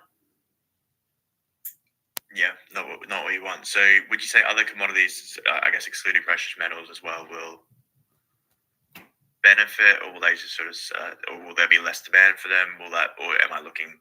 Well, here again, this is why it's a very good question, because this is the point which I think is desperately important. We think that when the dollar goes down and euro goes down, yen goes down, sterling goes down, that it's the end of the world. It's not. We are a tiny part of this world, and the rest of the world is industrializing really relatively rapidly. There's so much anti-China, anti-Russian propaganda. And okay, the governments are not nice people, but where are they nice people? I wouldn't really recommend ours. But you can see that, if you go to Russia, go to China, it's amazing how they have progressed. And they're spreading that progression throughout Asia. They are industrializing. An industrial revolution for the whole of Asia and Africa. We're talking about something which is going to ensure that the world progresses, for which it needs commodities, it needs raw materials, it needs food. It provides a higher standard of living for people who at the moment are on literally subsistence allowance, subsistence living. And that is the majority of the world population. Yet we think we are the only guys that really matter. It's not true at all. And thank goodness that's the case, because as we get into the SH1T, there's another big element out there which actually will rescue the world from a complete collapse, because it is bigger than us. It's not as well as advanced as us, except perhaps in China and Russia, but it's going to get there. And it's going to be like the Industrial Revolution that we in the West enjoyed in the 19th century, but on a far grander scale. So, there's a lot of hope, if you like, in what they can achieve. And it's complete nonsense that we're trying to stand in their way and stop them doing it. What's the logic in that? Can I potentially push back? Because I guess China is probably one of the most indebted countries in the world with close to 300% GDP, or do you disagree with that? No. What you've got to look at, is you've got to look at government debt. It's government debt to GDP, which really matters. China's debt to GDP is around about 50%. That's high. Would you say the council as well is sort of linked to the council, local communities is linked to the government there? Well, I mean, yeah, they've sort of sorted most of that stuff out. Don't get me wrong. There's a lot which is wrong in the Chinese economy. From the government, particularly with the sort of government that wants to intervene in all sorts of things. And there's been a lot of graft in the past, which President Xi has actually pretty well dealt with, I think, by means which we would not approve of, just locking people up because without charge. So or making them disappear. I mean, it's the methods are completely different. But the standard of living in China has actually improved very, very substantially. I mean, it's really quite something. And look at Russia. I mean, if you talk to an Austrian economist, free market economist, he will tell you that the best thing you can have is taxation no more than 15%, personal taxation no more than 15%, and government involvement in the economy has got to be minimal. The government mustn't run a deficit, and mustn't get into debt. So let's look at Russia. I think I'm right. All right, let me clean that up because he doesn't know what he's talking. 1, lower taxes, low taxes. He got that. 2, low government spending to budget. He got that one. 3, a gold standard. You need solid money. 4, free trade. It's got to be free trade. 5, you need a constitution or a rule book that you follow because you need sound laws so the laws protect you. So he got 2 out of the 5. So I love when he says that. So he's not an Austrian economist. He starts quoting one, but he doesn't get it. He doesn't understand. There's 5 things. He forgot free trade and the gold standard. The most important is the gold standard. You now to have solid money, as you can see, and you also can't have the corruption. The low taxes and the free trade are critical to run the economy. That's Austrian economics. So Egon, Alligator loses 2 points for that. Saying that the personal rate of taxation is in the order of 13%, 15% for higher earners. Corporate tax rate is 25%. So on. He's talking about Russia. And the debt to GDP, in spite of this war, is only 22%. That's Putin's debt to GDP, 22%. What is America? 130%. What's the UK? Over 100%. France, I don't know, 140. Italy, well, I mean, it's us that are in, that have the problem. You look at the way the Russian economy works. I mean, and this is incidentally the thing holding back Russia is the complete lack of faith that everybody else has in the ruble. I mean, with those sort of dynamics and with all the resources backing it, the fact that Russia has continual trade surplus, courtesy of exporting resources, and will continue to do so, should all point to a strong currency. But, if you want proof that it's really faith in the currency that matters, well, the reason the ruble isn't strong is because who the hell would buy it? And the reason that the dollar isn't any weaker than it is because we've all got to hold dollars. It makes a nonsense of the quantitative theory of money completely and currency relationships. This is a big new world which we are trying to stop happening. Okay, so the reason of the dollar, as I've explained before. You're in Switzerland, you're Egon, and you want to go to Germany, and you need to get euros. So you need to sell your Swiss francs for dollars and sell your dollars for euros. That's why the dollar that's why it's still strong, because it's the middleman in that. And that's what everybody's trying to get rid of. What do we need that? Or let's have gold take over. Give us an option. That's why we're still the reserve currency. There's no alternative, because this whole system's screwed. Because why is there a middleman? Why can't I just go from Switzerland to Germany and take my francs and buy euros? Why can't I do it? Why do I need dollars to do it? That's what everybody's pissed at, and that's why the dollar's still holding on. But I guess we think that we can just keep printing and printing and printing. It doesn't matter. We're the middleman. And that's why BRICS is coming in with a gold-backed system to say we're going to compete with it. So they're not saying we're trying to get rid of the dollar. We're just giving you an alternative, which means we're trying to get rid of the dollar, with the alternative being buy this gold-backed currency that we have, because nobody will trust Russia or China, but we'll all trust gold. And that's the whole beauty of what we're doing right now. And it's actually unconscionable, America's actions. Just trying to hold on to Pax Americana, deep state, murdering people. I mean, what are they doing in the Ukraine? I mean, they are basically slaughtering the population in an attempt to break up Russia. I mean, if you look at Europe, we have refugee problems. Why have we got refugee problems? Because of American action in Libya, which is basically, in the past, Gaddafi stopped Africans, sort of, if you like, walking through Libya and getting into boats and going over to Italy. Syrians, Afghans, and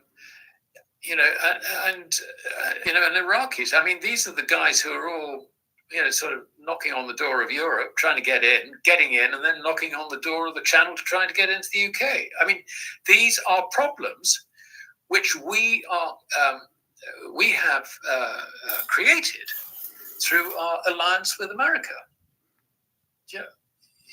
This world is crazy, and when you get a crazy world, it doesn't last terribly long. My name is Katerina. I am Action Field Coordinator. Another freaking commercial. World, it doesn't last terribly long. It's definitely crazy. So, Alistair, thanks. All right, so that's Alligator. Let's listen to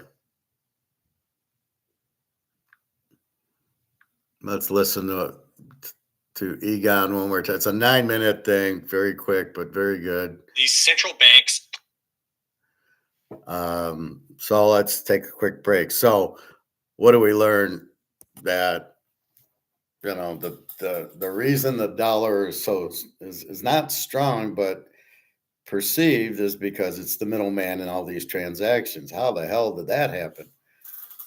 And then George Soros putting a bunch of Keynesians in charge and printing this money is ridiculous. So we're printing money based on, well, you need us because you need us for the petrodollar and all these exchanges of dollars. And now they're saying we don't need you anymore. And we think you do, but you don't. And then we're taking advantage of it, which is pissing everybody off.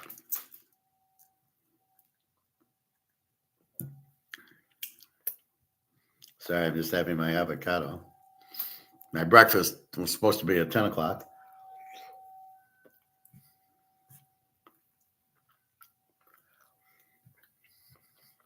So, because of that, you've created BRICS. And then you sanction Russia, which pissed them off.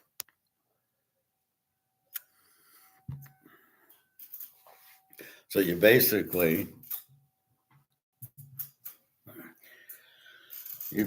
have kind of forced them to say, you know what, we're going to come out with a new currency to challenge the U.S., but as long as we have gold, we know there's no competition for it. You want gold or the dollar? The dollar they printed to zero. I don't even think the people in charge in the U.S. have any idea that the MMT guys who are in charge believe that you can just keep printing money to pay the debt. It's okay to have a debt. We'll just print money to pay it without realizing you've killed the money. So you've got idiots in charge who don't know what they're doing, who don't understand the basic principle of the dollar, of inflation, of printing too much money, destroying the value of it. It's too much debt. I mean, because this is really debt, because the government actually owes us this, and then this is real. So this isn't debt. So once we understand that, then it's going to collapse, and we're looking ahead, going, well, when it collapses, gold will be gold. Gold will be the thing to have. And then we show the example of the 1920s. So that's where we're headed. And that's why we're headed there, because we've corrupted the system. Instead of playing nice, we've not played nice. We've killed people who want to get on the gold system. We're creating these wars. We're creating these where all these people come into the other countries. We have a whole, how many 30 million fugitives have come here from China and South America and Mexico, and all these terrorists and criminals, and we're letting them walk into the border. What is that? I mean, that's who's allowing that? What idiot is allowing that? That's George Soros, no question about it. Because the only way you can destroy the U.S. is inside. You can't. It's too big to the Atlantic and the Pacific and New York and LA. There's no way you can go to war. It's too big. Just like Russia, it doesn't make any sense to invade Russia. Maybe you can take Moscow. I don't know what Germany was thinking World War II. You know how big Moscow is? I mean, how are you going to get? I mean, they should have invaded to get the oil and gold and diamonds out of there, but not to conquer it, and not to try to have a war in the middle of the winter in Moscow. I mean, you got to be kidding me. And what was the end game? What was Stalingrad about? I mean, it's like, just go up the river and take it. I mean, what are you doing? All right. So that was yesterday's Alligator. Very informative. Not much we didn't know before, but it's nice to hear it. And the difference is he's telling us certain stuff. He's kind of explaining it's all credit, buy gold, that'll go up. And they keep saying it's not the dollar going, it's the dollar going down, not gold going up, but he's missing the point. It is the demand for gold is forcing the price up. That's just normal economics, which he doesn't understand. He's not an economist. He's a banker. Mark McGuire tells us more about BRICS and COMEX and stuff like that. And now Egon's going to tell us here more about gold and everything. So let's listen to Egon. I know I played it yesterday. It's only 9 minutes, and it's well worth playing it again. Purchasing gold instead of U.S. Treasuries, and you guys had a chart here that you recently put out. So talk us through a little bit about this, and is this really, in some ways, a one-way equation that doesn't resolve back the other way? Yeah, so this is the obvious consequence of this debt-driven world and led by the US, which is, of course, bankrupt. They say they can never go bankrupt. When you print unlimited amounts of money and when you increase debt exponentially, you are basically just printing worthless pieces of paper. The US has been so far skillful enough from the time the gold window was closed, of course, but then with Nixon and Kissinger, they introduced this petrodollar that they told Saudi Arabia that, we will support you with money and with investments and we'll send you weapons, etc.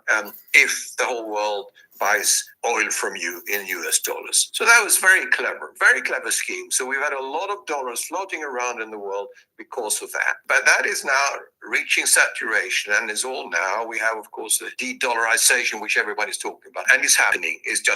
Can't happen overnight because it's a long process. The world's been dependent on one currency, sadly a rubbish currency that is way overvalued because of all the printing. But it's kept its value because there have been so many who've been using it and trading in it. But now you see that you're showing here, no, the US has basically had a wonderful means of financing their extravagant lifestyle by issuing unlimited treasury bonds. China used it as a way of exporting to the US, giving them credit. Japan has held treasury bonds for a long time. Other countries have also held them. So, many, even Russia, Saudi Arabia, etc. But that's come to an end now. Everybody is now selling their treasury bonds. Nobody wants them. Russia sold them. China is selling down as fast as they can. Japan is reducing slowly. And that's what you're seeing here in the red line. Everybody's selling treasury bonds. So that means that the US cannot finance itself anymore. And so what we're going to see in the next few years that the only buyer of US treasury bonds will be, or the US treasuries will be,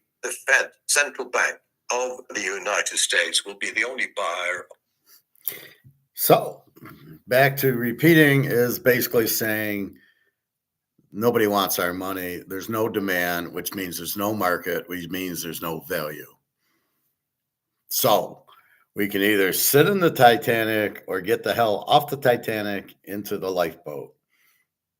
We're saying just go to the lifeboat, but you must buy physical gold, not ETFs, not gold stocks. You must buy physical, because otherwise you're going to be screwed. Because when these other countries start pulling their money, that's why the stock market crashes, the housing market crashes, and gold goes to the moon. So that's really the key to it, of why we're doing it. But you can see nobody wants the dollar because we're, U.S. is bullies and the U.S. is sanctioning and they're blackmailing and they're saying this and they're creating all these wars and I don't know why they're creating the war. I mean, it makes no sense to me. How does a war help you when you're broke? So at least Egon thinks like us. He calls a spade a spade. It's broke, right? The dollar's gone. It's bankrupt. It has no value. And that's because nobody wants it, right? So if nobody wants it, that's my 60-year-old woman at the bar who was real pretty when she was 20 and everybody wanted her. Now she's turned 60 and she's put on some weight and she doesn't look that good. And she just sits there and nobody wants her, right? And that's the dollar. She's at the point, nobody wants her anymore. We're all running to gold. We all like gold because gold always keeps its shape and always looks pretty. Even at 60, she looks pretty. Now she's 5,000 and she still looks pretty. And that's why gold is gold. I mean, it always is in demand. Everybody wants it, will easily pay for it. But the dollar can't compete with it. How's the 60-year-old going to compete with the 21-year-old? I mean, who's really hot and thin and pretty and nice? How can a 60-year-old compete with that? That's basically what we have. All right, back to you again. Of the debt that the U.S. government issues. So first country, because they haven't got any money, they borrow. And then since nobody wants to buy that debt or invest in it, and that's what's going to happen or happening now, and it's going to happen at an accelerated level, they only have one buyer for the debt, and that's the Fed. And that's what you're showing here with the red line, or we were showing in the graph we published. So that's, yeah, go ahead. I was going to say, for those that are just listening, we're looking at a graph of the growth of central bank gold purchases that just from 2013 to 2023 just keeps going up to the right, relatively gradually from, let's call it $50 billion to just under $400 billion. Yet we see the holdings in U.S. treasuries grow a little bit and then drop off dramatically starting in 2021. So this just really illustrates sea change in the way that the U.S. government can really finance its debts. this continued war effort, pension plans, all of these different things. It just shows this complete change in the world's holdings. And this is seemingly, or a good portion of it seems to be going into gold, right? The problem that these central banks are clever buyers of gold. They never go into the market and buy lots of gold. They always go straight to another central bank, or do deals not, on the market. So that's being shown. And therefore, because they never want to push the price up. We haven't got to the stage yet when there is demand for gold to the extent that the price really goes up. At the same time as the clever buyers, like the central banks, buying gold, investors are selling gold. If you look at funds and ETFs holding gold, that's gone down by something like 30% since 2020, whilst the gold price initially dipped a bit, but it's gone up dramatically. Purchases of these funds of gold decreased dramatically in spite of the gold price going up. So that means that there is no interest in gold right now. Central banks are clever. They know what they're doing. I don't believe that. Funds are so excited by the stock market and about other assets, so they're not buying gold. They are going to change their mind very soon, because gold is now been lying around in dollars, just around the 2000 level, a bit above. It's always possible that I expect a major stock market sell-off coming at some point, probably not too far away. It's possible that gold initially goes down a little bit, but this time it's not going to continue down, because there's no alternative for people. There's no alternative to selling once they sell their stocks. What are they going to buy? They're going to buy treasuries, because treasuries, as they know, that's just rubbish. So a lot of them, not everybody's going to buy gold. And so we haven't seen that buying yet. And when the gold goes over 2,100, it's going to move very fast, in my view. I'm not worried about the price. So I'm talking about price. I'm not really interested in the price. I don't like giving targets in gold, because I've said many times, gold will go to levels that are unfathomable today. And we have no idea, but it doesn't matter. Some people give a price for gold in X years' time or whatever. I did maybe 10, 15 years ago. I stopped doing that a long time ago, because you can't give a price in gold. Tell me what you're measuring it in something that's got. But that's where you're wrong, Egon. I can do that because I factor all that in. Basically, what I'm doing is saying, well, here's the dollar's worth nothing now. Gold's been suppressed, so gold's going to go up in dollar terms to at least 20,000. But then when the dollar goes out, gold's value becomes gold. And that's how you do it. It won't be in dollars. It'll buy houses. As Aligator just showed us in Berlin, a house for 5 ounces, but he didn't think the house held its value because gold didn't go up as the dollar was going out. So gold probably should have been $100 an ounce at that point. But that's how I do it. I know the dollar's worthless. It's already lost all its value. It's already at zero. They don't know it yet. So it's not like it's going to lose much more. It's dead. So I'm factoring in it's dead. And I'm saying there's no way this 2300's right, because it's suppressed. So let's get rid of the suppression and let it grow where it should be, which is a minimum of 10,000, if not 20,000. And then the dollar's gone and the gold comes in from BRICS. And then we go to the next point until the US dollar's gone and gold's buying houses. So that's how we can do it, Egon. You can't. You're not at my level yet, Egon.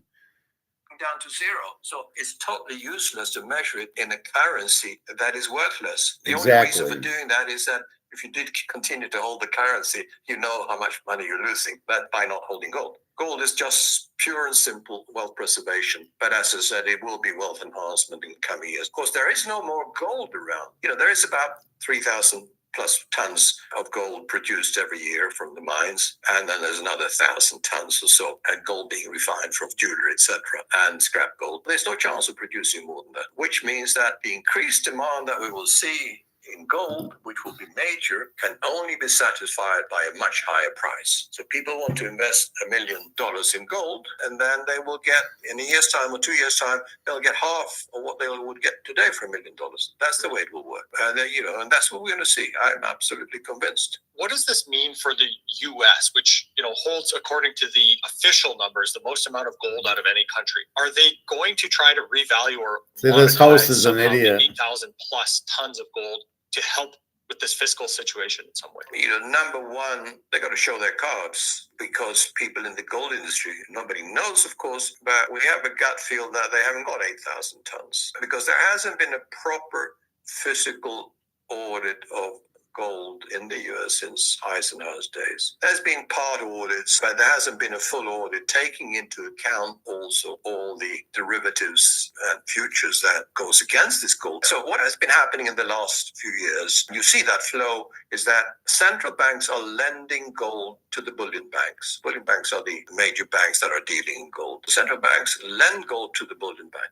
Before, the bullion bank would keep it in their vaults, mainly in London or in New York, but in recent years, last 20 years or so, you look at China's demand of gold going up very strongly. In the last 20 years or so, that gold now from the bullion banks that they have borrowed from the central bank, and they give the central bank an IOU, and then the gold bars, which are big 400-ounce bars, mainly from central banks, they go to Switzerland to be refined, and they're broken down into 1 kilo bars, and Switzerland then exports them to China, to India, etc., big buyers of gold. So now that gold is gone from the West forever. They're not going to send it back. So all the bullion banks now have an IOU to the central bank. And if the central bank says, can you please give me my gold back? There's no chance for these bullion banks to give them the gold back, because they don't have the gold. It's been sent to another country that are never going to send it back. And therefore, there will be major shortages of gold. And it's not a balanced market. And then you have on top of that, of course, the futures markets, etc., which is mainly a paper market, not a cash market. There will be major shortages of gold as these paper markets blow up.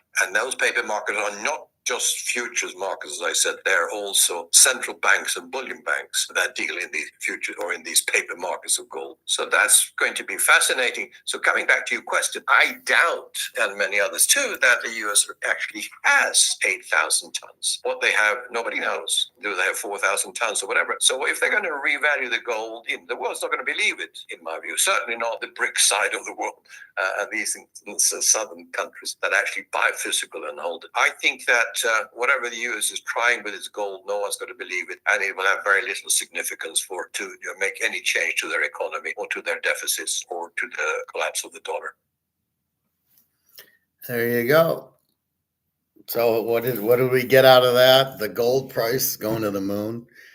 It'll be far higher than anybody thought. So there you go.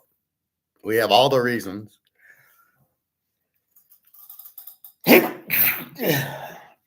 We have all the reasons why gold's going to go up, why the dollar's going out, why there's no option. It's the only real money from the Roman time. Had the Romans not inflated it, the Romans took the gold out of their coins. That's what debasing is, not printing. Inflation is not debasing, it's printing. It's amazing how stupid these guys are. They really don't know, and then they hear something and they say it, but they really don't know. That's where I get off on these guys, is that they say the wrong things or they don't understand. And then I'm going, what the hell are you talking about? And mostly I call them Keynesians, but they don't know what they're talking about. That's why you got to be very selective and very stoic. So now we're getting off the Titanic and we're going on the gold boat. You know that. So now you can explain it. But if anybody tells you differently, you should be stoic and say, no. I know what the fuck I'm talking about. And therefore I'm not gonna buy stocks. I'm not gonna get into the banking or buy a CD or a real estate trust or Attack on Wall Street guy or any of these margin call movies. I'm not going to be an idiot and get made off. I'm not going to do that. I know what to do. I'm going to buy physical gold and silver and wait a little bit and go buy an island, because it's the only real money. Everybody wants it. And the number one thing about money is everybody wants. First thing, medium of exchange, what everybody wants. Does everybody want Bitcoin? Hell no. We don't know what Bitcoin is. It's not it's not real. It's not money because people don't want it. And the first thing about money is she better be the 21-year-old, a hot 21-year-old at the bar that's nice and pretty and young and everybody wants her. That's what money is. Does everybody want Bitcoin? Half the people don't even know what it is. And most of I'd say 99% of the people are in because they think they're going to make money on it, that it's going to go up in value. This is my chance to win the lottery. I'm going to buy some Bitcoin and let it go to $1 million. And then you hear these idiots, oh, it's going to go to $1 million. It's going to go to $1 million. Okay, but when it does go to $1 million, it'll be worthless, as Aligator said, right? These people don't understand that they have credit. So what he was saying was he's like Warren Buffett doesn't understand. He's got $2 billion. It's credit. He doesn't have real money. So when the dollar collapses, Warren Buffett collapses, and we'll all cheer and have a party. Because he thinks he knows everything and he doesn't even know the most basic thing, which is he doesn't have real money. He's got paper that's toilet paper. So that's Egon. That's that. Mark McGuire, just to recap, said the green light is on BRICS, May 9th, May 14th, May 19th in Kazan, Russia. They will be going. It'll be going for sure with the gold backed currency has been approved. It'll be on the table and they'll be tweaking it out. And so that's a done deal. And here goes BRICS with the gold back, and everybody's crying, oh, no, they're not attacking the US dollar. All they're doing is having competition. So with that said, they're having the competition. The thing is, it's not competition. Nobody, when you have to choose between this and this or this, it's not much of a competition. Do you want the real pretty 21-year-old girl or the fat, ugly 60-year-old girl? Let's see. Yeah, I think the hot 21-year-old wins. I don't know about you, but. And so when they come out with gold, yeah, there's not really competition. Nobody's going to want the dollar. Nobody wants it now. It's just there's no other choice, right? So if I'm going to Switzerland and I want to go to Germany and buy euros, I don't have it. There's no other currency I can buy, but I can't buy it direct. I have to have US dollars to buy the euro. So they're screwed. There's no choice. At least now, in the BRICS countries, and I got a feeling the whole world goes to BRICS. In the BRICS countries, they'll just say, oh, use this gold-backed currency that we have here, and that'll be the middleman.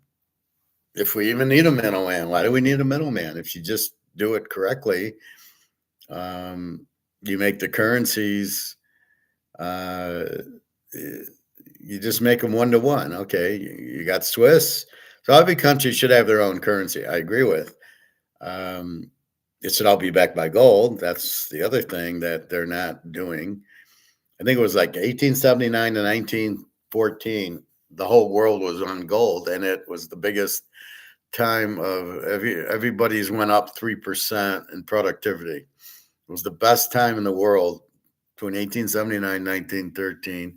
And then we get the central bank and it destroys the world. You got all these wars because now they start printing the fake money, and then we go back on gold in 1944. So it's a little bit calmer from 44 to 1971.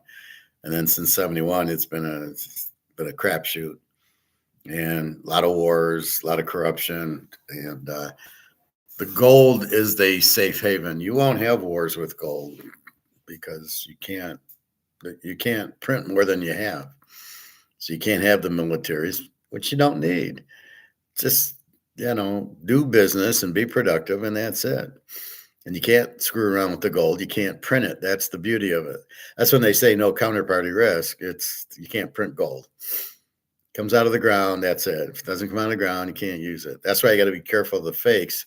But when you get like this, right, it's the US and it says, 1 ounce. Where is it? It's right there, 1 ounce on the bottom. 1 ounce fine gold, $50, United States. It's gold. It looks gold, right? So you're not worried it's counterfeit. If the colors looks weird, and some of the old Cougaran doesn't look goldish or as shiny. The maple leafs are very shiny. But when you see these gold, when you see the older Cougarans, they don't look as shiny as the others because it's not as pure, but it's still 1 ounce of gold, which is key. I think what's happening is some of the guys, I got the maple leaf last week was a little bit off kilter. So I think the people at home, when they bring them in, because he's not getting them from the mint fresh, brand new, he's getting them from people coming in the store. And if you didn't put it in this and you've been playing with it, it will show a little bit. But at the end of the day, I mean, this is nice and shiny, and see, I protect it in this, and then you don't have to worry about it. So I think we've covered BRICS. BRICS will May 9th to May 14th have the green light, gold-backed currency. Beautiful. COMEX has blown up for gold, not yet for silver, but pretty much. Gold, they can't short it because people will buy it. They don't have the gold to sell them. So they got to get out of there because it's now a tier 1 asset. And Basel III says if you get it, you got to sell it. So COMEX was a Ponzi scheme where they were not using real gold. They were just using derivatives to keep the price down. So they would short gold and that would knock the price down. So you never really saw the price, so nobody had interest in it. And then we noticed this, and we noticed they've been suppressing it. And when the dollar goes down, gold's not going up. Sort of like 1923 Germany, when the housing went out because the Reichsmark went to zero, or Deutschmark, one of the marks went to zero. Gold should have shot up.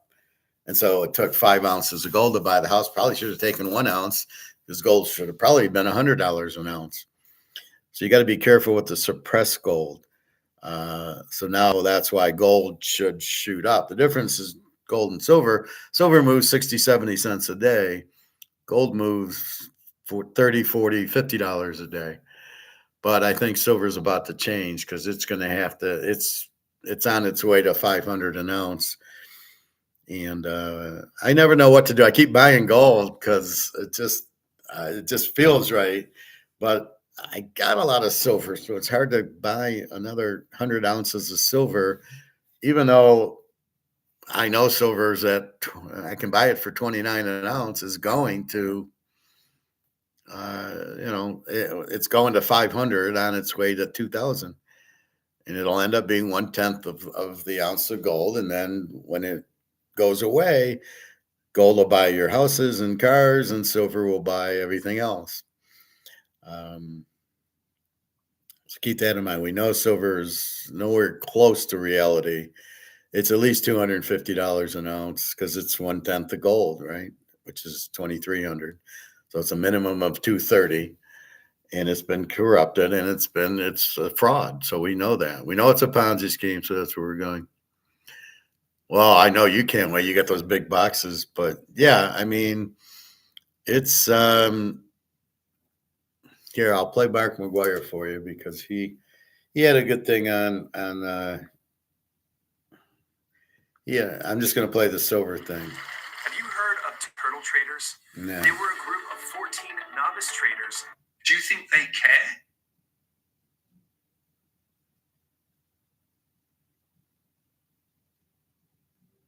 Underperformance versus gold. Can you tell us what you're seeing in the silver market now? Silver has been a laggard, as you well know. And this is a direct result of the cartel's capping efforts. While all other asset classes were rising, by design, the retail silver market collapsed into this outrageous capping. But while this fooled silver investors to dump their retail silver, and they were, the wholesale market was deliberately being starved of supply, driving this unprecedented retail to wholesale disconnect. And this capping related to massive first quarter cartel bets that they'd made against silver futures at $25. Lo and behold, it closed below that level. But what happened the day after? And as we drew attention to in our last episode, though, look, please review that analysis. Capping $25 into the wholesale shortages forced the cartel to borrow SLV, like SLV ETFs, at huge premiums. Remember, they went through the roof. And as soon as the first quarter bets were squared last Thursday, the massive coil disconnect between the resulting lackluster retail demand versus massive wholesale shortages began to uncoil. Now, first-tier liquidity providers assess that silver will outperform gold during the next quarter in a dramatic way, even though gold is rising. As we previously assessed, silver has wholly different trading dynamics. COMEX silver futures, when we get an EFP, they're not NSFR physically deliverable, so they're largely pointless. And as these unallocated silver flows, they just end up circling back into the cartel's hands in unallocated form. But Indian buyers are directly accessing COMEX silver futures positions and forcing physical delivery at the COMEX vault back door. The larger wholesale buyers are also tapping silver ETFs, exchange-traded funds, for supply. This suggests the current OPEC structure is actually skewed against the insiders who have, through the whole of quarter one, been aggressively capping $25. But given the drain of registered COMEX silver stocks are exiting the COMEX ring fence, the result is a forced deleveraging of COMEX open interest, forcing a 93% paper covering obligation on the cartel because it's coming out the back vault.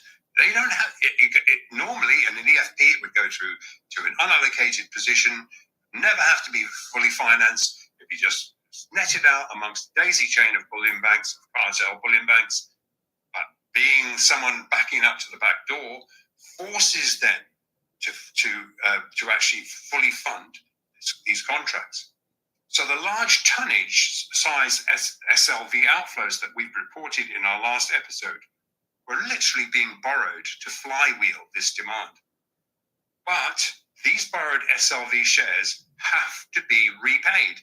And while the targeted hot money rinses have relieved certainly some of the stress, Indian buyers starved of spot silver supply have turned on the COMEX for this physical delivery.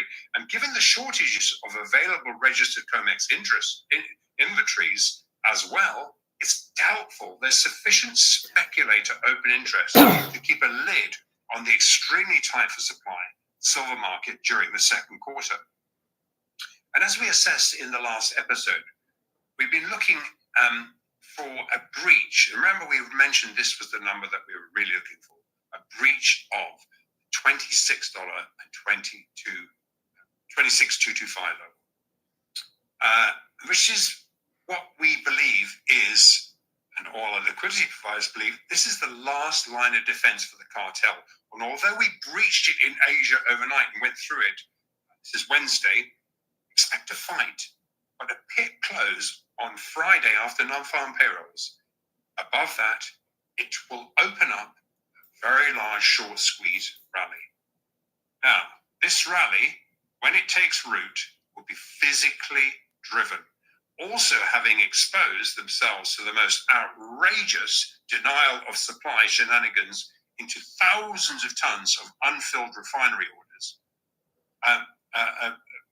Really, end users are increasingly going to the mines themselves to cut out the cartel's control. And while we have further evidence of this, Rob Kintz provided us a great example of Tesla directly financing a Mexican miner to obtain direct supply. And by cutting out the cartel's financing hold on miners, they will increasingly lose control of the capped silver market. And as we've said, pigs get fat, hogs get slaughtered, and the cartel's greed has put them in the frame for this ultimate demise. Direct financing of silver projects has picked up significantly. And we're going to obviously update you more on this very, very soon because there's a lot going on here.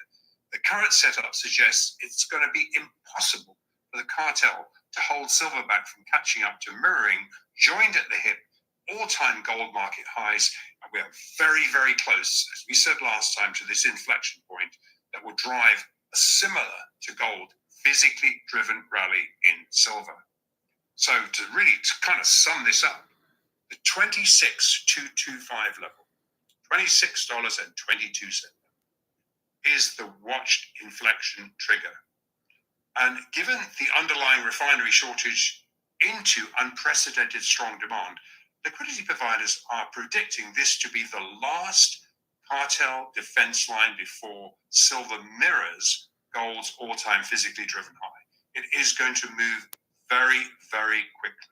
Saw it in March 2020. You watch this time.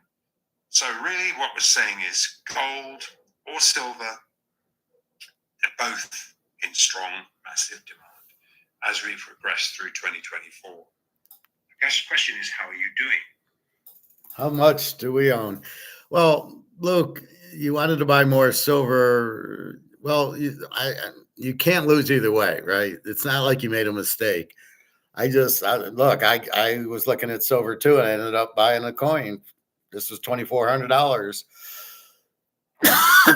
for my ounce of gold. And I'm fine with it. I mean, because it's going to the moon anyway, and silver's going to the moon, but you already own 2 big boxes of it. So it's okay to have more gold. As I said, we're going to Switzerland. I'm going to have 10 of these in my pocket, and nobody will know how you going to take your silver. I mean, I guess you could take a box and put it in your suitcase, but that's kind of what I'm saying. So have enough gold also. You want to buy your house, but yeah, the silver, it's going to move. But what you can do also, Luke, with your silver is when it goes 10 to 1, so gold's 20,000 an ounce, silver's 2,000 an ounce. You go into the store and you take 10 ounces of silver and you got like an ounce of gold, and you paid nothing for the silver.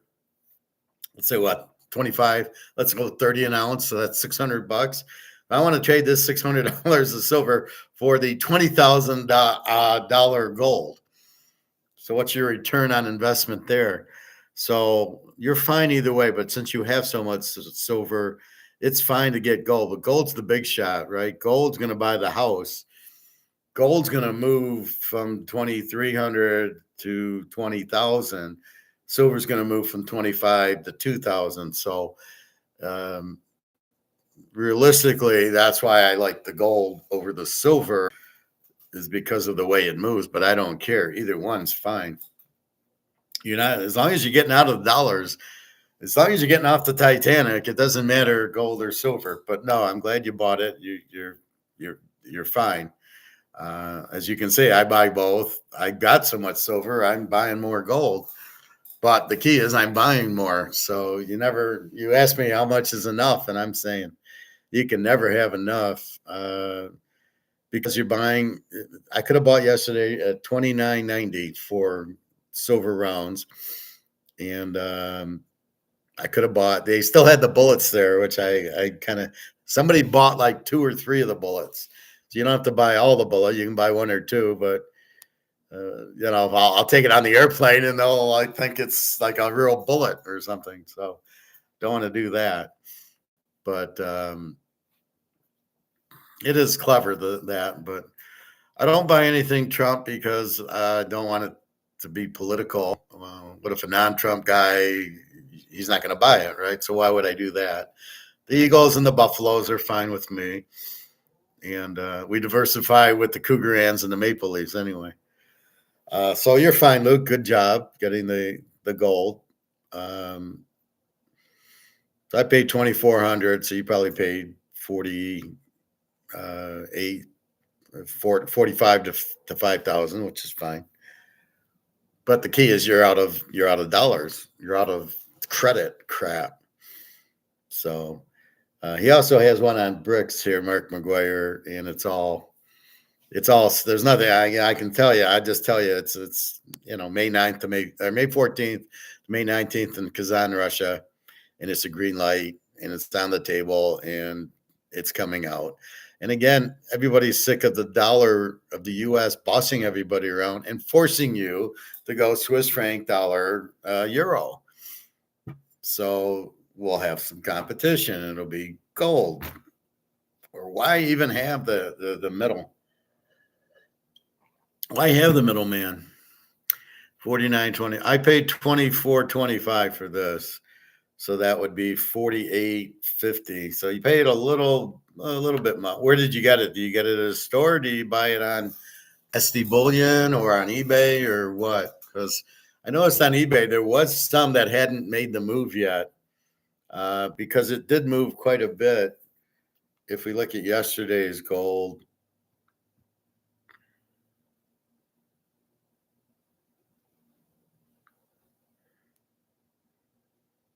So you can see if you got there early, if you bought it at like 930, you got it at 22.86. I got there after class. I think I got there about 12:31 o'clock, and it had already jumped from 22.86 to 23. So it jumped $40. So if I got it after the jump, I think his spot was 23.25, and he was 100 over a spot. That's why I paid. But had I got it earlier at 22.77, I had to pay 23.77. Hey, Ron, you just bought your first ounce, so congratulations. It's like having a kid. SD Bullion. Okay. Yeah. I go to my store. He's the cheapest, usually very good at pricing. And, he told me he bought 45 Panda, which are 1 ounce China, and he was worried about it. He thinks that the price is going to drop. He says, if the price drops, I'm stuck with them. And I'm going, well, the price isn't going to stop because nobody in their right mind is selling this, because if the thought is to get off the Titanic, which is paper, which is credit. So if you want to get off of this for real money, you buy this. Why would you sell this to get back on the Titanic as it's sinking? So the Titanic's sinking. Wait, let me get off the gold and back on the Titanic. You'd be nuts. So therefore, I don't know how much selling we're going to see. Why would you profit take to get back on the Titanic? You got to be out of your mind. So I can see selling an ounce to pay your bills or medical, or you want to go on a vacation or something. You need this bullshit to pay a bill, medical or, but outside of that, and then what are you going to do? You're going to sell an ounce. You're not selling too much of it. So I just bought my first ounce.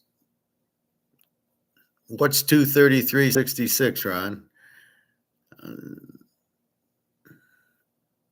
There you go. I was going to say, if you can get gold for 233, let me, I'll give you some money. Oh, so you got it low, because now it's like 24.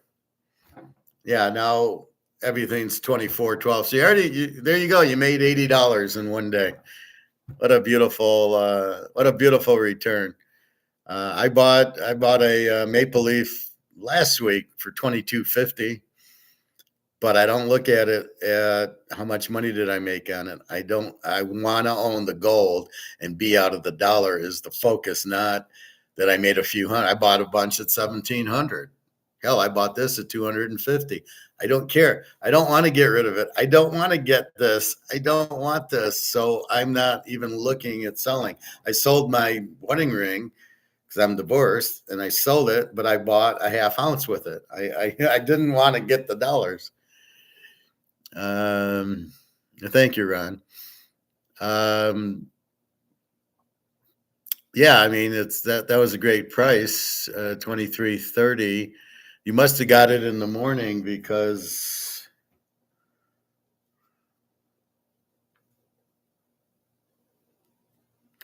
it's at $23.27, and you didn't pay. You had to pay premium. So my guess is you got it you got it yesterday. Oh no, you probably bought it a few days ago. So $22.70 or a little bit.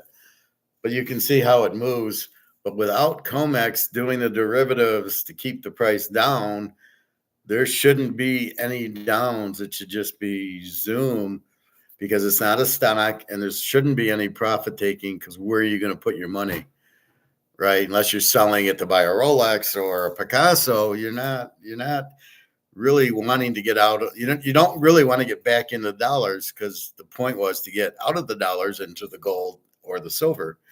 So if that's your point, then why would you want to sell it? There's no profit taking, because this doesn't have any value. So even if you get dollars with it, this is worthless. So you just lost money by taking profit on it. So you don't want to do that. On the third, okay, so that was a good. So there you go. In 3 days, you made $80. But it's going very, very far, very, very high. But after thank you, Ron. Yeah, I try to help. Luke on SD, okay, so that's not bad, Luke. You know, it's just it's the timing of it. Like I said, I paid 24.25 for this because I came in after the 12 o'clock jump.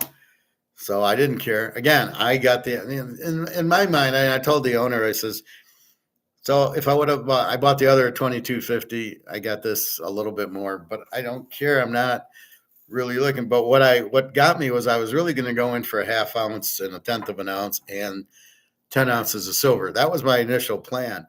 But he had a half ounce. Here, I'll show you. He had a half ounce. He had a quarter ounce. But what got me,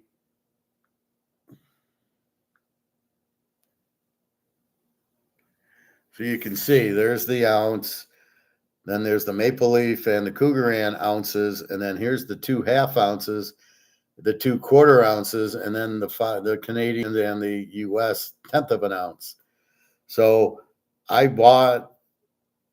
think I'd already bought the American 1 ounce. I'd already bought the Maple Leaf, and I got so many Cougaran, I didn't mind buying a US one, and it really wasn't much more. But the thing was, so this was $24.25 for my American. The problem was this was $13.60. And I said, Jesus, that's really high for the half ounce. These were $6.60 or so. It was like I could have bought the 2 quarters $10 cheaper than if I bought the half. And basically these are a half ounce, and this is a half ounce.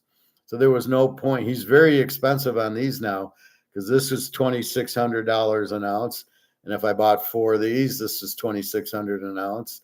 And these are now $260 an ounce. So 10 of these is $2,600 an ounce. So that led me to going, oh, well, then I can buy this for $2,400 an ounce, the bottom. I'll do that. So really the initial plan was to buy the half ounce at $1,200. But it was $13.60. I mean, it was like, okay, forget it. And then I thought about the quarters, and I said, well, maybe I'll buy the quarters. But it just really made sense to buy the ounce based on the prices of the half and the quarter.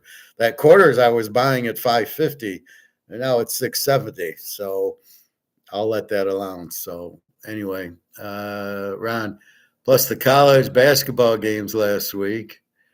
My bookie takes teasers on college ball, 256 for a tenth. 256. I don't what's the last one? 256 for a tenth. What does that mean? Are we talking teasers basketball or what? What is the teaser on college basketball? So today's baskets, I like Connecticut laying 11.5. and North Carolina State getting 9.5. So I would probably just bet them. But if I wanted to maybe bet more, I would do the teaser. Oh, 256 for a tenth of gold. Yeah, that's about what it is. I've been paying.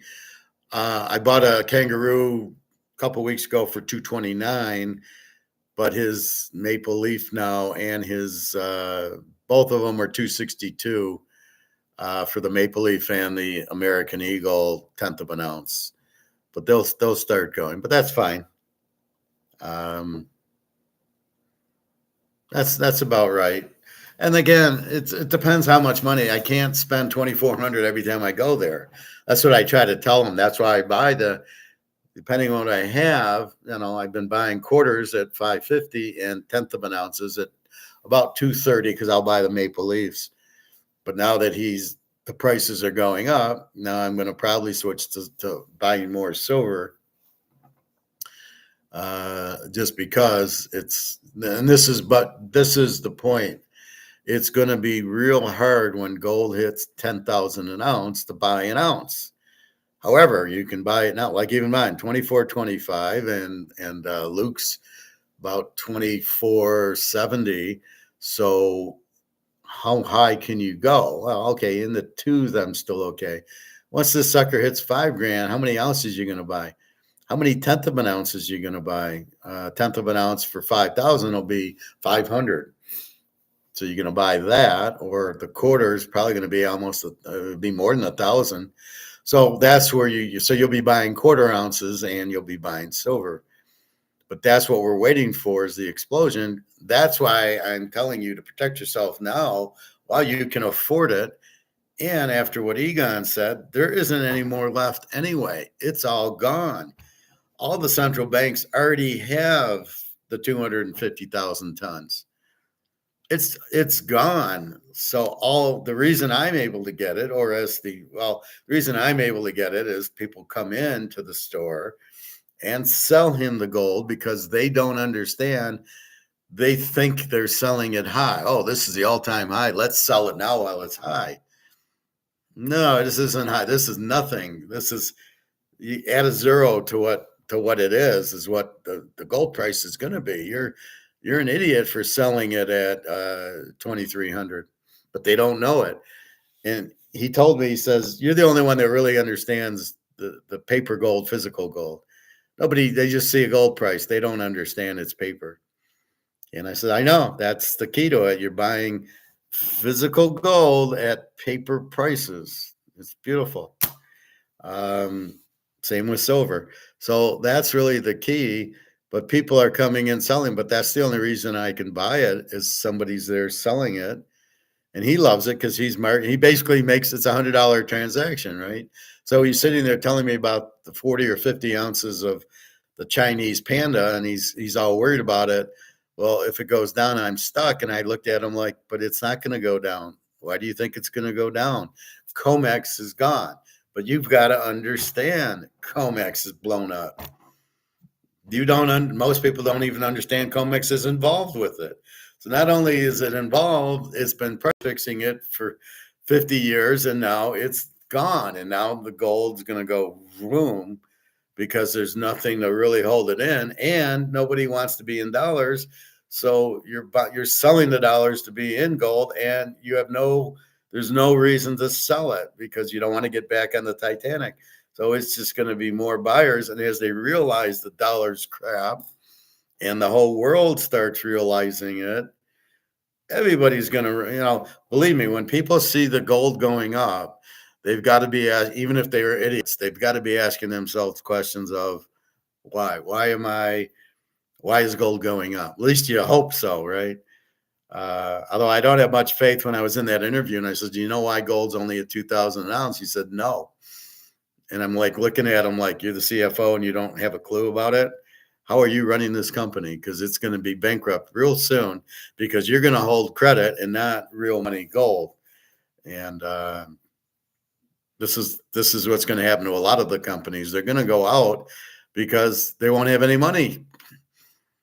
Like I say, Warren Buffett has $2 billion of monopoly money. And as soon as all the shit hits the fan, he's going to light cigars with his $2 billion or be worthless. Only he doesn't know that. He's clueless. And we're gonna love it. My goal is to hold 10 1/10 ounce golds in my hand. Well, you better buy them quickly, but yeah, that's, maybe get a quarter ounce. Because if you think about it, a quarter ounce is it's a better profit. So in other words, when let's go back when gold was 1/10 of an ounce and it was $2.50 an ounce. So 2 ounces was $500. I was able to buy a quarter ounce for $5.50. And when you do the math, 3/10 of an ounce was a better buy to buy the quarter ounce than the 3/10. So you might want to buy some quarter ounces as opposed to all the 1/10 ounces. Obviously what you can afford, but I suggest you do it very quickly because not only is it going to be pricey, are you even going to find it? Because it's really all gone. Of the 250,000 tons of gold, there isn't any out. All the central banks and the banks in Russia and China and everybody in India, it's gone. It's all out, right? That's the problem. There isn't anything left, and now it's a lot of people trying to get this little bit of gold. So that's why another reason you want to buy it as soon as you can. Luke, it's going to all be gone, and then the supply and demand really starts. It already is all gone. Like I said, they'll pull out 3,000 tons out of the earth. Okay, big deal. That's gone already. Russia and China already got it. And it's at supply demand now because BRICS can't hold it down because of the derivatives of the Basel 1 and the Basel 3 and the Tier 1 gold. So in other words, they're doing derivatives with gold they don't have, and they're lowering their price. Well, not only are they losing their ass because the price is not staying down, it keeps going up, they have to then get the gold to sell it to the Chinese and the Indians who want the gold and the silver. They're the ones buying it all, right? So we know there's demand, which makes price go up, but they can't keep pushing it down. And if you notice, as I showed you, look what happened at 10 o'clock. Nothing. There wasn't the 10 o'clock hit. There was a little hit at 2, and then it jumped up, and then it jumped up, and then there was a little hit at like 4 o'clock, and then it jumped up. So where did the 10 o'clock drop go? That's COMEX, and it's not.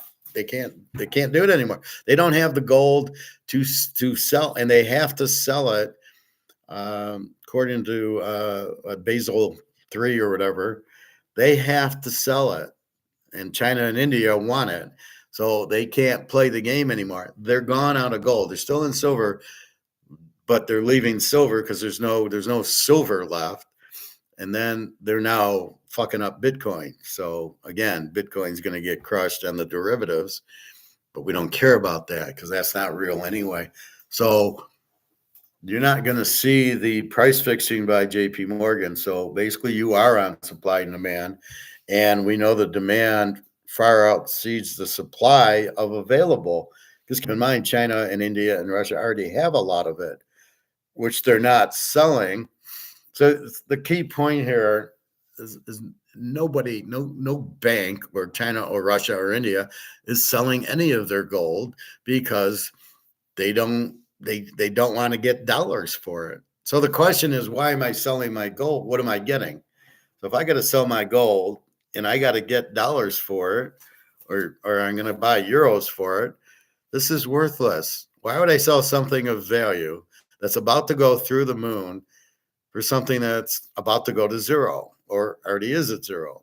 So there's absolutely no incentive to sell. So it's all buy, because as people are figuring out, oh shit, the dollar's worthless. And the more people that understand it, or the more people that see gold at 23.26 going, what the fuck's going on with gold? Why is it 23.26? No, I'm an idiot. I don't know finance or economics. I'm Joe Smith, the plumber. But you know what? I'm seeing gold go up. And then the survival technique breaks in, as I talked about before, that as people see it, they start panicking, and then the emotion takes over the survival defense, and they go, "Oh shit, I better buy it." I mean, something's going on. I don't understand it, but wait a minute, it's 2,300. What do you think is going to happen at 2,500? It's going to go 2,500, 3,000 in a week. Lucas, lots of these technical analyst peaks predict a correction soon before next leg up. We're at all-time highs, so not sure how the well, I can't. I got this heart over my thing, so I can't read some of yours. The next leg up, we're at the all-time high, so not sure how they can really know anything. They don't know anything. They don't get it, right? That's why we don't listen to Peter Schiff and Andy Scheckman and Rick Rude, and although Rick Rude still, these guys are promoting stocks. Yeah, I'm going to buy the uranium stock. Yeah, good for you, but the stock market's about to crash. I might get divorced just to be able to exchange the ring for coins. Well, you can do it anyway. I mean, I don't know why I held on to mine so long. It was really stupid. Luke, that's it. When people figure out oh shit, the dollar is worthless, then crazy happens. And we're this close from that. Because as the gold price hits 2,400 and 2,500, they will start asking that question of what's going on. Now, the U.S. press is just saying, oh, it's just central bank gold buying. Yeah. Why is the central banks in all these countries buying gold? Because they want to get out of the dollars. So therefore, you're not getting any selling because everybody is getting out of dollars is buying the gold, just like what we're doing. That's exactly what I've been teaching is get out of the dollar. It's worthless. You buy a real money, which is gold and silver. So you're fine, Luke, either way you go with it. But if you got 2 big boxes of silver, it's probably good to have some gold. Like I said, if we're going to Switzerland, you want to have 5 ounces in your pocket, and nobody will know you have 5 ounces in your pocket. If you're carrying a big box of silver, they will notice that. So, and it'll be a lot easier to have, a lot of value in 2 or 3 ounces of gold. But as I showed you, you will be buying houses with those because eventually the dollar goes to zero because nobody wants it and nobody wants it now. These treasury bonds, nobody's buying them and they're all selling them. The Chinese, the Japanese, Russians, they're all dumping the T-bills because they don't have value and they'll never get paid for them. Their IOUs, where does the U.S. have money? You have a $35 trillion debt. How the hell are you going to pay off these T-bills when you have a $35 trillion debt? You got to be kidding me. So that's why it's going to go. And then we should get a break on our mortgages and our credit cards because then there is no money. So I can't pay you. And you can't charge me because there is no money to pay you with. So that's what should be happening. That's why I'm not too concerned about my credit cards. Like, this is on credit card. Well, what do I care? I'm never going to pay it back anyway. So what's the difference? The key is getting people to figure it out. So when I'm in the hot tub or the pool or at the gym and I'm explaining to people, they just bury their head in the sand but it's their fault. They're the ones that are going to be broke. You don't want to listen. You're smarter than me. Fine. Then go enjoy the soup lines because you're not going to have money. That's why I gave that girl 10 ounces of silver I was really being nice. I like her. She's, friendly. And we talk a lot about gold and silver. So I don't mind help. I'm not going to do it a lot, but here's 10 ounces. And now you're protected. When silver goes to $2,000 an ounce, you got $20,000. And, happy birthday. So That's what I do. But well, I guess a couple of the guy lifeguards are buying, and they smell what I'm cooking, so they're buying it. But most of these especially the older people, they won't part with their money. They have no idea what's about to happen. That their precious dollars worthless. And I'll tell you, I don't know what the fuck we're gonna do because we don't have any gold, right? If we did, I went to the coin store and bought gold. See, okay, Fort Knox, you got 8,000 tons of it. Let's see it. Well, why won't you show it? If you had it, you'd show it, but you don't have it. That's why you're not showing it. That's why I keep it in the case. But you're not showing it. So we don't have any gold. We can't go back. A digital currency is not going to help because it's fiat. It's still backed by nothing. You have to, that's why Bitcoin's worthless. It's not backed by anything. This is the only real money in the world, and silver. So if whatever you're doing is not backed by this, it's worthless. So digital currencies, they come out with a new currency that's fiat. It's worthless. They can talk all they want. Biden can sit there and do handstands. It's worthless. Trump better find gold if he's elected, because otherwise we're out. We're in Schitt's Creek and we don't have a boat. Forget the oars. So this is why we need gold, and we need to figure out where to live. I don't know if we can even live here. It's going to be such chaos. You're not going to have money. I'd rather go to a BRICS country, and at least I can. I don't know which BRIC countries worth anything, but maybe South Africa. I don't know, but they at least can. It'll be a normal society again, and that's what Alligator was saying. At least they're coming into. They're coming in, they're progressing. They're like in the Industrial Revolution. We were doing it in the 1800s. They're doing it now. They finally got the Russians are now backing Africa, and they got the French and the U.S. out, and the French and the U.S. are stealing all their gold and minerals, and they weren't doing anything for Africa, as you can see. So now here come the Russians are actually going to protect Africa, and now they're all these military guys in charge, and they're all digging the gold and the minerals, and they'll be very rich countries. Teasers are 4 points, so I could do a teaser today on. So if I took Connecticut minus 7.5, and I could take North Carolina State and 13.5. What is it? 11-10, like football, or is it 13-10? And who is this with? Because I got people asking me. I use a bookie. I don't. I wouldn't touch any MGM product. Their odds suck. Once in a while, maybe a Bow Dog. 5 Diamonds is terrible because they screw you on the teasers. But I prefer, when I'm in Vegas, I use William Hill. So what site are you using, and do you like it? You're using MyBookie. That's the best.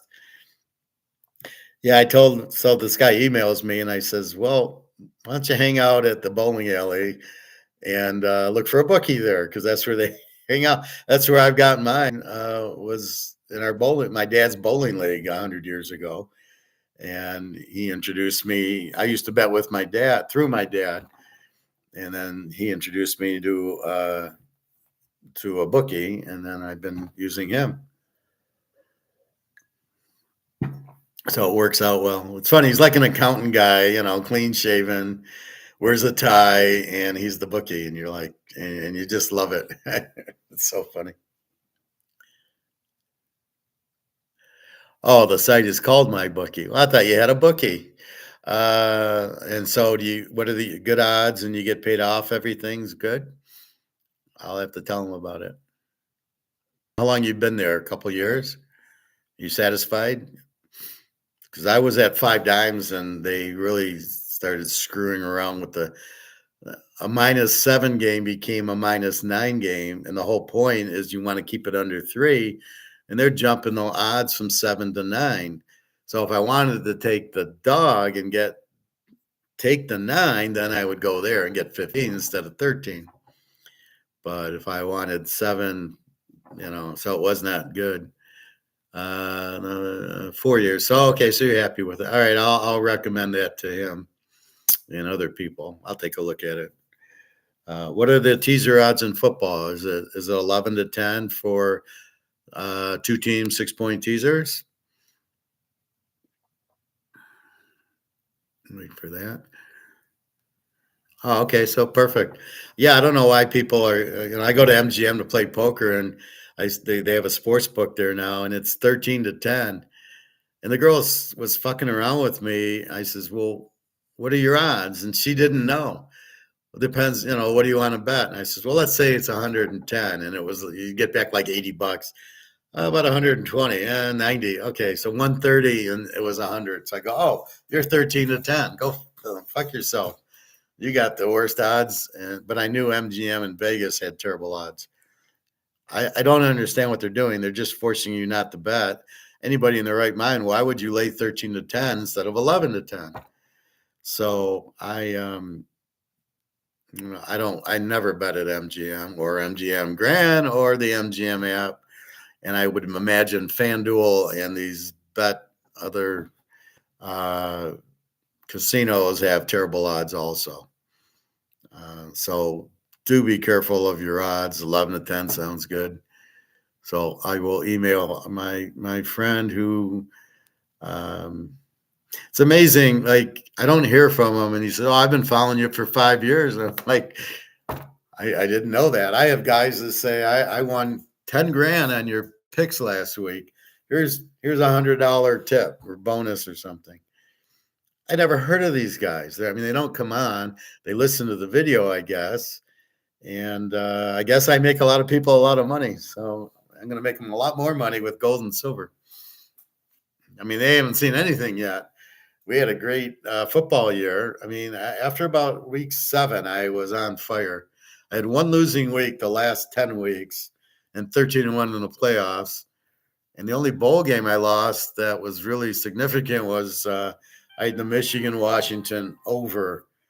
But that was it. I was cleaning up on the others.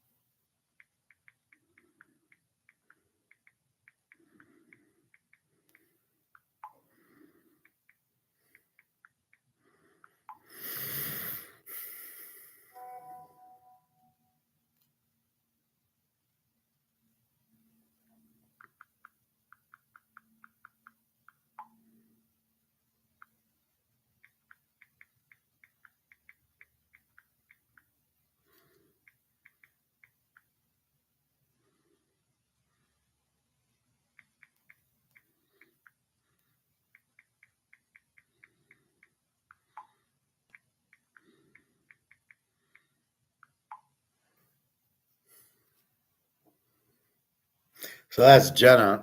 Here's what's happening in the Ukraine. They're having power outages and a curfew, and it's martial law, which means the military is running it. It's fucking ridiculous.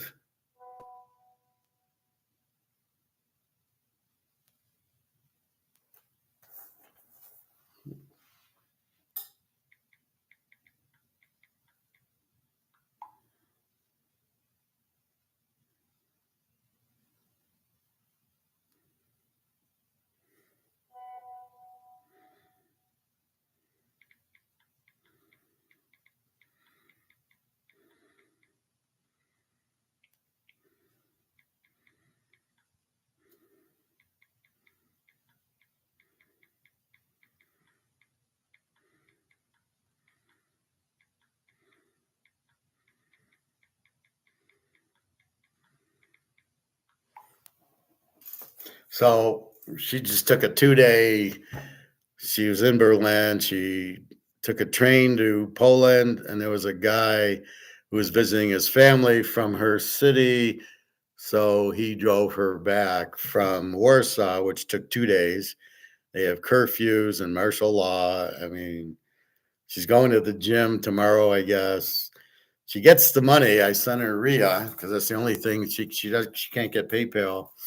And she's able to cash it. And apparently she can go to the grocery store, and she's got various times when they have electricity. So what the fuck?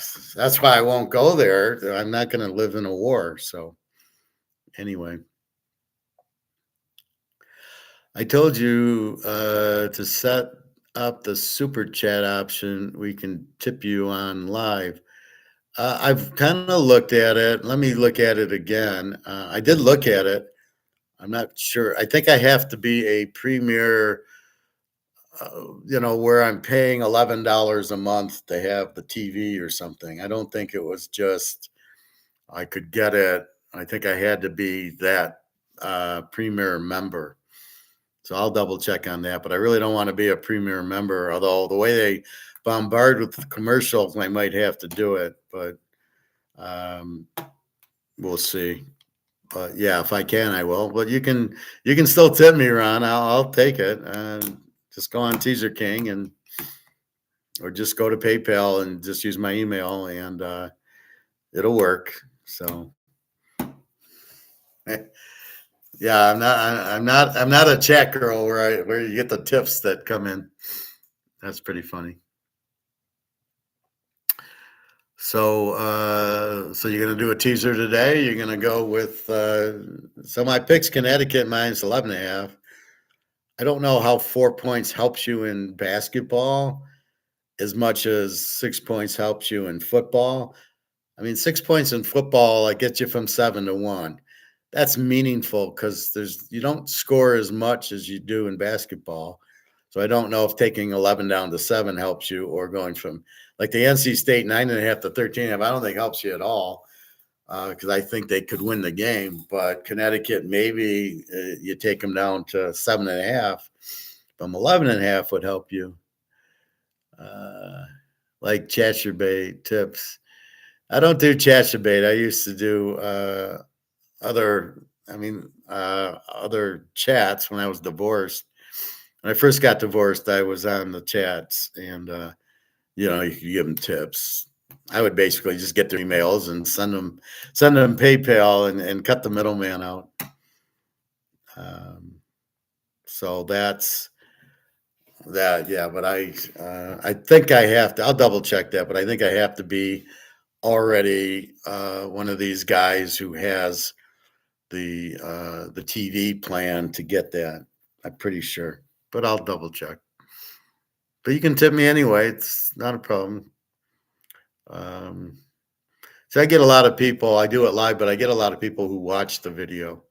There was one I did. I've been getting like 30, 40 people, which we're talking economics, and doesn't change much. It's starting to change because of BRICS and COMEX. So we've explained it. Now we're saying this is what's happening. Football, I get a lot of viewers because they all want the picks. But there was one video I ran on Bitcoin and something else. I was part of it. I got 160 views. I was like, what the hell? So I'm going in now 30, not 40, 50, 30, 20, and then 160. I was like, I think it was on like Bitcoin being a Ponzi scheme or something about Bitcoin where people are blind to it, and I was explaining it.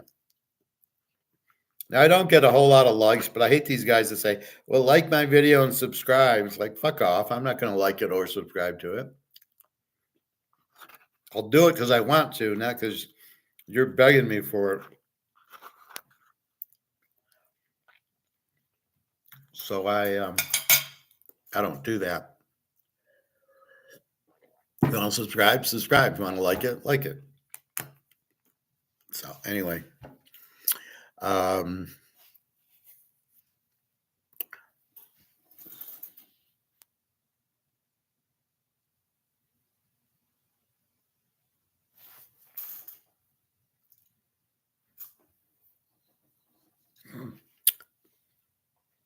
Anyway, so I'm glad she's home.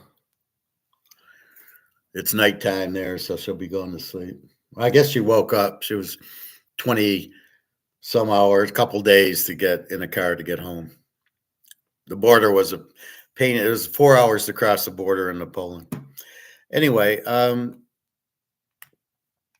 so it's far easier if you understand everything, isn't it? Bobby's kid came back with that gold. Now, yesterday's early video is about 50 minutes, explains exactly how to handle these people that say, well, you can't use your gold at the grocery store. And the correct answer is, well, you're not going to be able to use dollars at the grocery store much longer either. So when the dollar goes out, what are you going to use? That'll grab their attention. Okay, that's weird because I'm not freezing on my end. Normally I freeze on my end. Okay, well, we're almost done. It's 3 hours.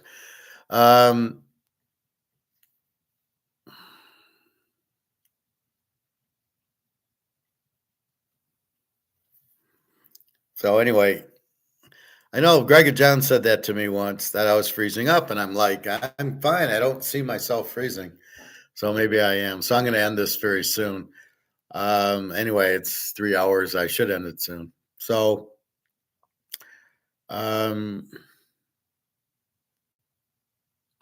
that's why you want to buy 1/10. Why is that?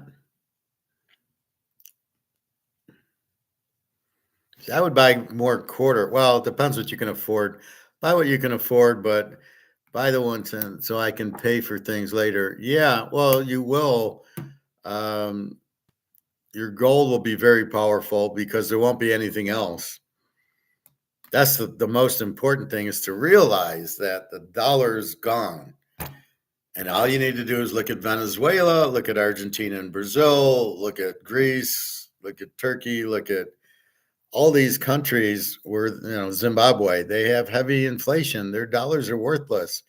But if they have gold, Zimbabwe came out with gold-backed currency, and now they're doing fine. So just keep that in mind. The inflation is huge, and it really can't be measured by prices. That's just a Ponzi scheme. There is no way to measure inflation. You certainly can't do it by prices year over year. As I've stated, the market controls the prices. It's how much money is printed. Right now, just in the US, it's 20 trillion, 20.7 trillion. Around the world, it's 130 trillion because we get to be the middleman of the guy from Switzerland buying the euro, needs to buy dollars and then take the dollars and buy the euro. Well, they need dollars there. So we had to print all these dollars. And what was the stupidest thing I've ever seen? So the benefit is you get more dollars, but the problem is you got to print all these dollars. So the reason it's been successful is doing all these treasury bills and people buying the treasury bills. So now you even have more dollars out there. And you can't, without the gold standard, you can't do it. So I think that's why they got off the gold standard, was to do this Ponzi scheme. And the problem is it doesn't work because eventually it's too much.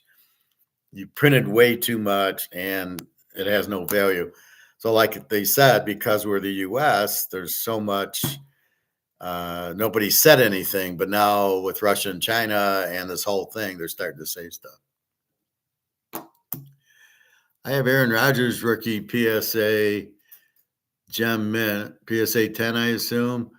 Who's going to buy it later if the dollar is gone? Well, okay, so we have, I don't know, can you see or am I still frozen? So here's Mahomes, all right, 50 count. I'll explain it again. It's priced in dollars, will go away. Okay, so let's say this is worth $5,000 because there's only 50 and it's Mahomes and he just won his third Super Bowl. I don't know the value. I'm just estimating. A 50 count Mahomes should be worth a lot. So what'll happen is this will go to $0, but then it'll get revalued if they come out with the gold-backed currency. Then it'll be priced in gold. And that's what's going to happen with your house and your car and your Aaron Rodgers rookie card and my Mickey Mantle cards. They'll all get repriced in gold because there is no value. The dollar has no value. So I don't even want to sell it for dollars now, except for I could, because then I could buy more gold with it. Those are my aces in the hole. But anyway, keep in mind, like your house will get earlier on I showed Mark McGuire, and he was talking about, no, I was showing Aligator, and he was talking about Germany 23, and he said, yeah, you could, all the house values went to zero, and you could buy a house with 5 ounces of gold. And that's what I'm telling Luke. He wants to buy a house. But then I'm saying that to everything, you'll be able to use gold to buy things.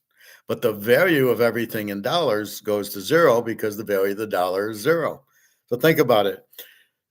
You have a house that's worth $300,000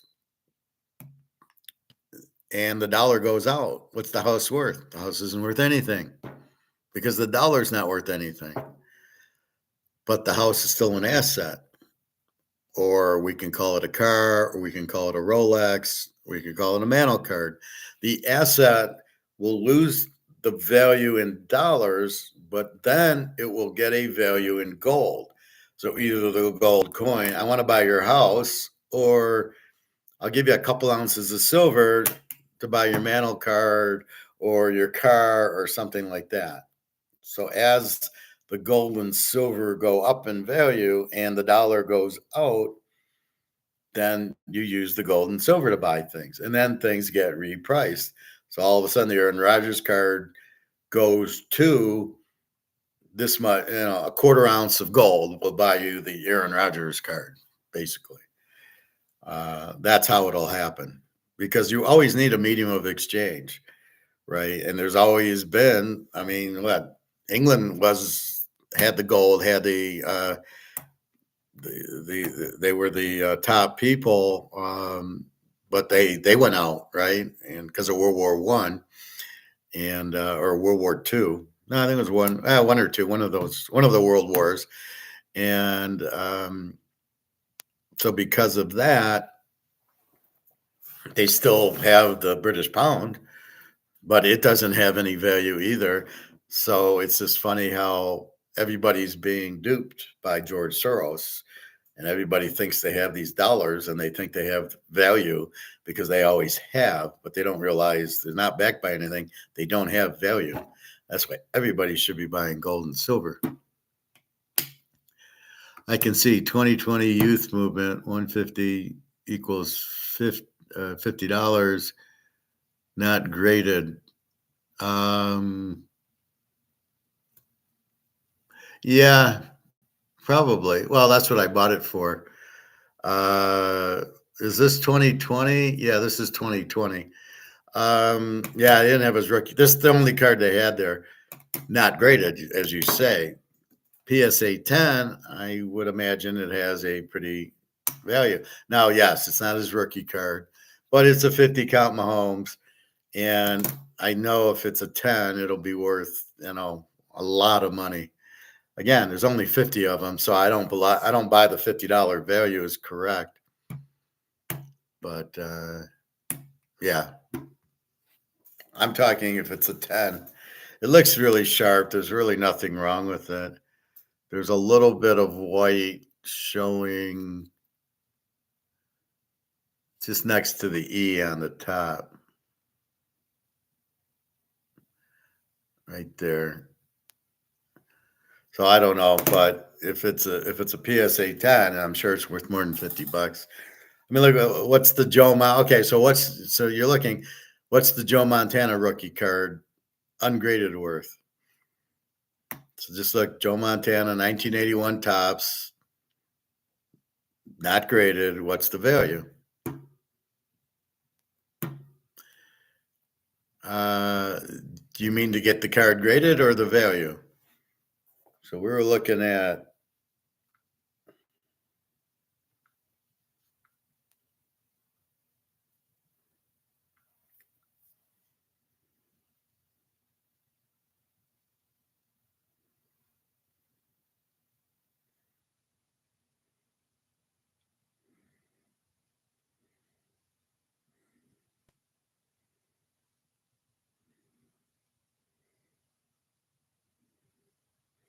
See, he's 100. It's 125,000 PSA 10. That's why I'm asking, and I know I've seen him sell for 100 grand. So do you mean to get the card graded, it's cheaper? Or are you saying the PSA prices have gone down? So you got it graded. It was 20,000, now 15. I did notice there's a Brady refractor that has gone down, but it's really a buying opportunity to get graded. Oh, well, that's good. Well, keep in mind, as the dollar goes to nothing, you can't. It's going to take more dollars to buy things, to go buy bread and milk and steaks and everything. So as it goes down, it takes more dollars to buy, a coconut or whatever, which leaves you less dollars, right? So now there's people fighting for your money. Well, the last thing you're going to do is get this card graded, right? No, I got to pay rent and I got to pay my utilities and my gas for my car and insurance. I got to pay all that. So I got to make sure, as things get more expensive, I have less to spend. But in our world, when we do have it, we buy gold. I'm not going to get my card graded. Now I might. So look at the Montana.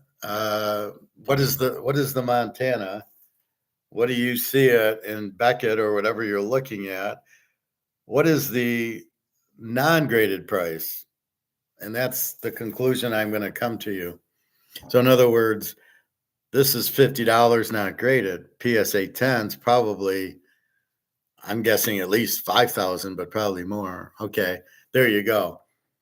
So 250 to 120 to 125,000. So I recommend if you go to a show and you see it for 250 and it looks like this to buy it, even a 9's probably worth 10,000. So that shows. So if this is 50, a PSA 10's probably 30 or 40,000. And that's what I'm looking at, is buying these cards not graded, but I'm the inspector and I know my there's no centering. My corners are sharp, the picture's sharp, except for this little white thing, which I didn't notice at first, but I don't know that it's going to matter. But everything is sharp on the car, and it's Mahomes. So if I can get a 10, I'd turn $50 into 20, 30,000. Yeah, I'll do that all day. I know it isn't worth 50. Yeah, ungraded, but who cares? So, but yeah, I don't know. I put it in the case. I don't know what it is, but I don't know if that'll affect the value. If it's not a scratch, it might just be the way the picture came out. Last week I got a maple leaf, and it was kind of streaky. You can't see it on this, but it was like, the goal areas were it looked streaky. So I went to the owner and I said, before I buy it, I see the streaks. Are you going to take off for it? He says, no, only for scratches where it's definitely scratched in, because that'll affect people buying it. But that's just the way it was. It's not a problem. And he was selling it at the full price. So that was the only thing I was a little concerned about. But that's why I'm saying you got to be careful. Even though people are returning the gold and it's indestructible, they can scratch it. That's why I have the protector. If I scratch this, it's not worth the $2,400 I just paid for it, right? So in here, it won't get scratched.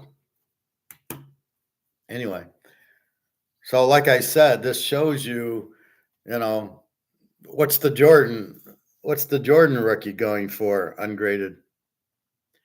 YouTube has videos on how to clean up your cards to send to PSA.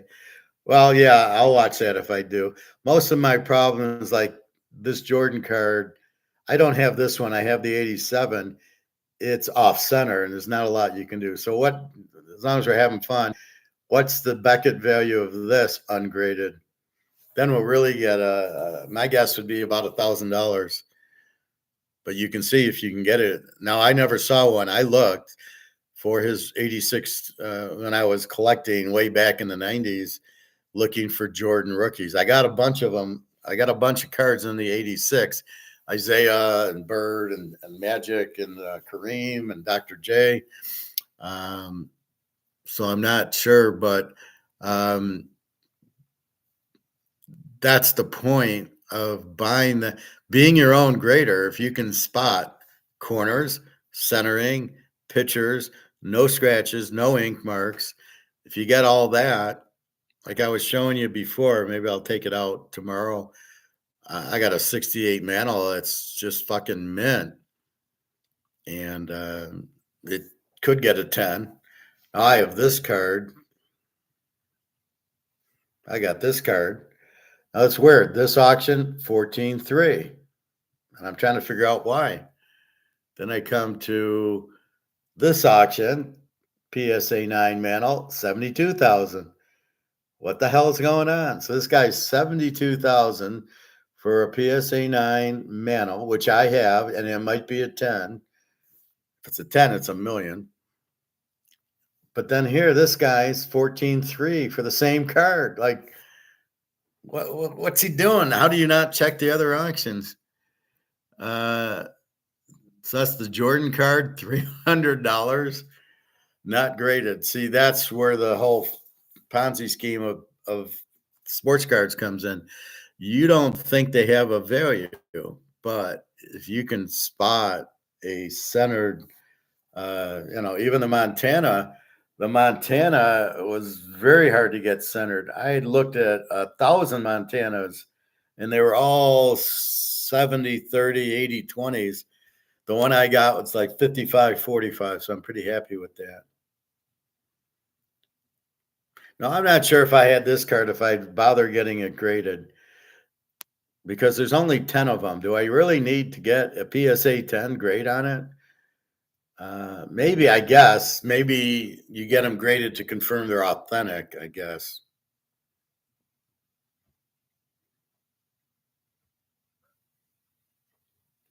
And there's this card. I have this card, again, ungraded.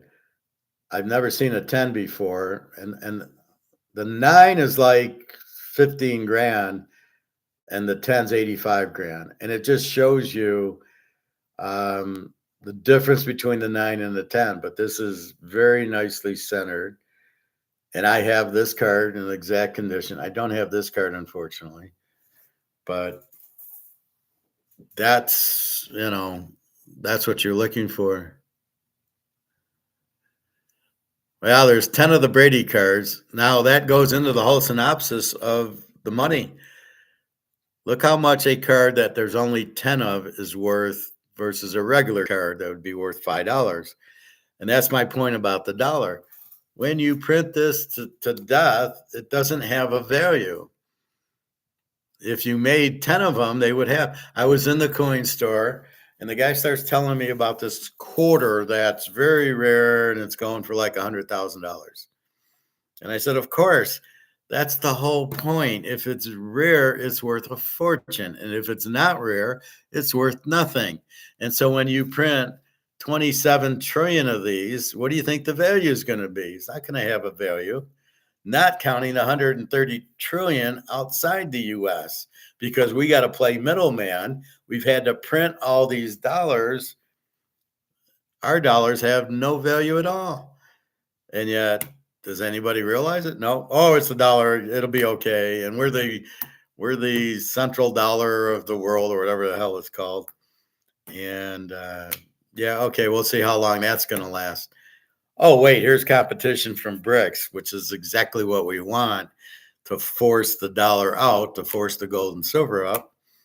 And then we find a nice country to move to, because this place will be a freaking war zone with all these 30 million refugees coming in to nuke the place.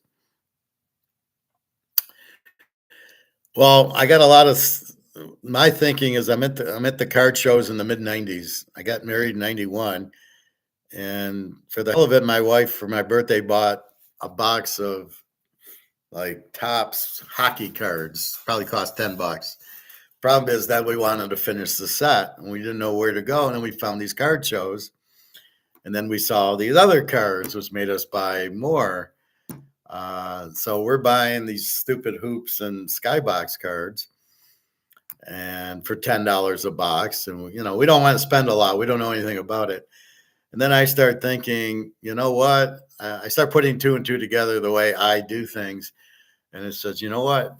You want the stars or what the demand is. I don't care about, I don't know, Bill Lambert, but I want Isaiah or I want Magic. So it became not to get the box and not to get the set, but to get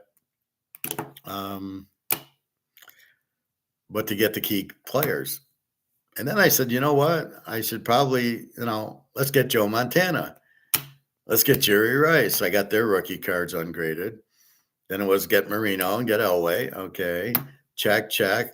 Walter Payton, Earl Campbell, Tony Dorsett. Check. And then it became, you know what? Wait a minute. I can go Willie Mays, Hank Aaron, Mickey Mantle. And so I got him in 68 because I love the look. I got him in 65 and I got him in 61. I got the Roger Maris 61 in perfect condition. The only thing I did is I only got one Mantle in 68, which I could have probably got a nice 65 and it would have cost a couple $100, but I didn't understand. I didn't know at that time there wasn't grading. I knew to get the best condition, to try to get it perfectly centered, perfect corners, and a sharp look. I didn't know it would be a PSA 10 or not, but that's what I went after with those players, because you want Willie Mays and Hank Aaron, but who the hell wants Jerry Adder or something, right? Or Mickey Lolich or whatever. So I knew that would be the key to it, which is what I do now with betting on football. Is I know I need to bet on Mahomes. That's who I want to bet on. And so it all my different areas come together, right? Being analytical and figuring out football has helped me with this and economics. As you know, I don't use notes, but yet I can answer all the economic questions that are Austrian economics because I know it. I don't memorize it. I know it. I live it. And I've used it since I had my master's in 95.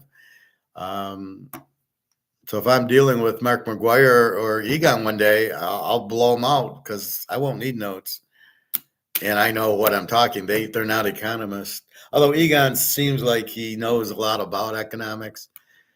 Some of the things I question, but Aligator doesn't know economics. He's a banker, I guess, or a stockbroker, but he doesn't know economics. So what I'm saying is, how can we trust PSA when it's people grading them? I was married the same year, 91. Well, that's my problem, Ron, is I don't. However, I have bought graded cards, but at the show, they're not that much more expensive. However, I am very skeptical about getting my Mickey Mantle graded. It's at least a 9, and you can see what Willie's 85,000. Mantle, same set, a 9's got to be 200,000. And then my thought is, but am I going to get that card back? If I'm the grader, I'm going to take that card and I'll go find another 68 Mantle that's in good condition, and or get an 8 or a 9. Go to eBay and buy an 8 and stick it in there, and then I'll keep my card, which is maybe a 10. So yes, that's why it's hard to get the cards graded, is to trust PSA that they're going to actually grade them properly. I would prefer that I'm in line going, here's the card, grade it while I watch. Then I would do it. But yeah, that's the problem. Nowadays, the money is in autograph cards and rookie autograph cards. We started buying boxes and look through the boxes. I have a Frank Thomas autograph. I got 2 of them. I took my kids. So Frank Thomas in Detroit, probably mid-90s. My daughter was like 6 or 7. So I took them to it's at Tiger Stadium, and I brought 2 regular Frank Thomas cards, like just like this, like Bobby cards. No, it's nothing. They were just scorecards, right? They were $2, and I gave them to him, and he autographed. I gave him another one, and he autographed it. So I got 2 autographed Frank Thomas cards, and I think that's the only autograph. Oh no, and I got a autographed Peyton Manning that I got from a customer as a tip. So I made the guy a lot of money. So he says, "Hey, I want to give you a tip. How about if I give you cards?" So he gave me 3 options. So I took the Manning 25 count autograph, and I said, "I'll take that one." But that was one of his 3 choices. So I do have that Peyton Manning autograph, and I think I have another one I got out of a box. Oh no, I got a lot of Hiram Walker ones too. I worked at Hiram Walker, and I have to find them. So it was Brooks Robinson and Frank Robinson and players like around that area, but they're in a Canadian club. They're not in their pirate uniform or whatever. They're in. It's a photo op for Canadian club, and what we did was we put the cards in selected boxes of if you bought the Canadian club, right? So you buy the Christmas box, and inside was one of the cards, and they had some left over, so I got like 20 of them, and they're all autographs. So I do have those. Now I got to figure out. They didn't have much of a value, but I'm not looking at graded ones. So I'm wondering if the graded ones have a value. But I got everything. There was like 10 of them. I got a lot of them. So let me know if you are interested in that.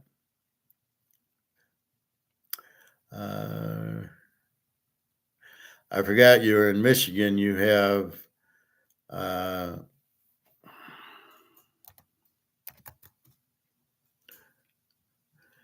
any Red Wing? Oh, of course I got Red Wing cards. I have the Pièce de Résistance. So in this set, the red label set, this is the Barry Bonds. Wait, I'm getting to the point. 99 out of 100. So in the same, in the same Topps red label, I got a Steve Yzerman, 1 of 1. I think I paid, I don't know, I think I paid about $170 for it. And I was like, and it's 1 of 1. And it says it on the back, 1-1. So I don't know that card. I don't know what it's worth. I don't know. Do you get it graded? What's the point of getting it graded? If you want a 1-of-1 card, do you really give a shit about the condition? I mean, it's so rare. It's in gem mint condition. It's perfect condition because I always put it into the frames.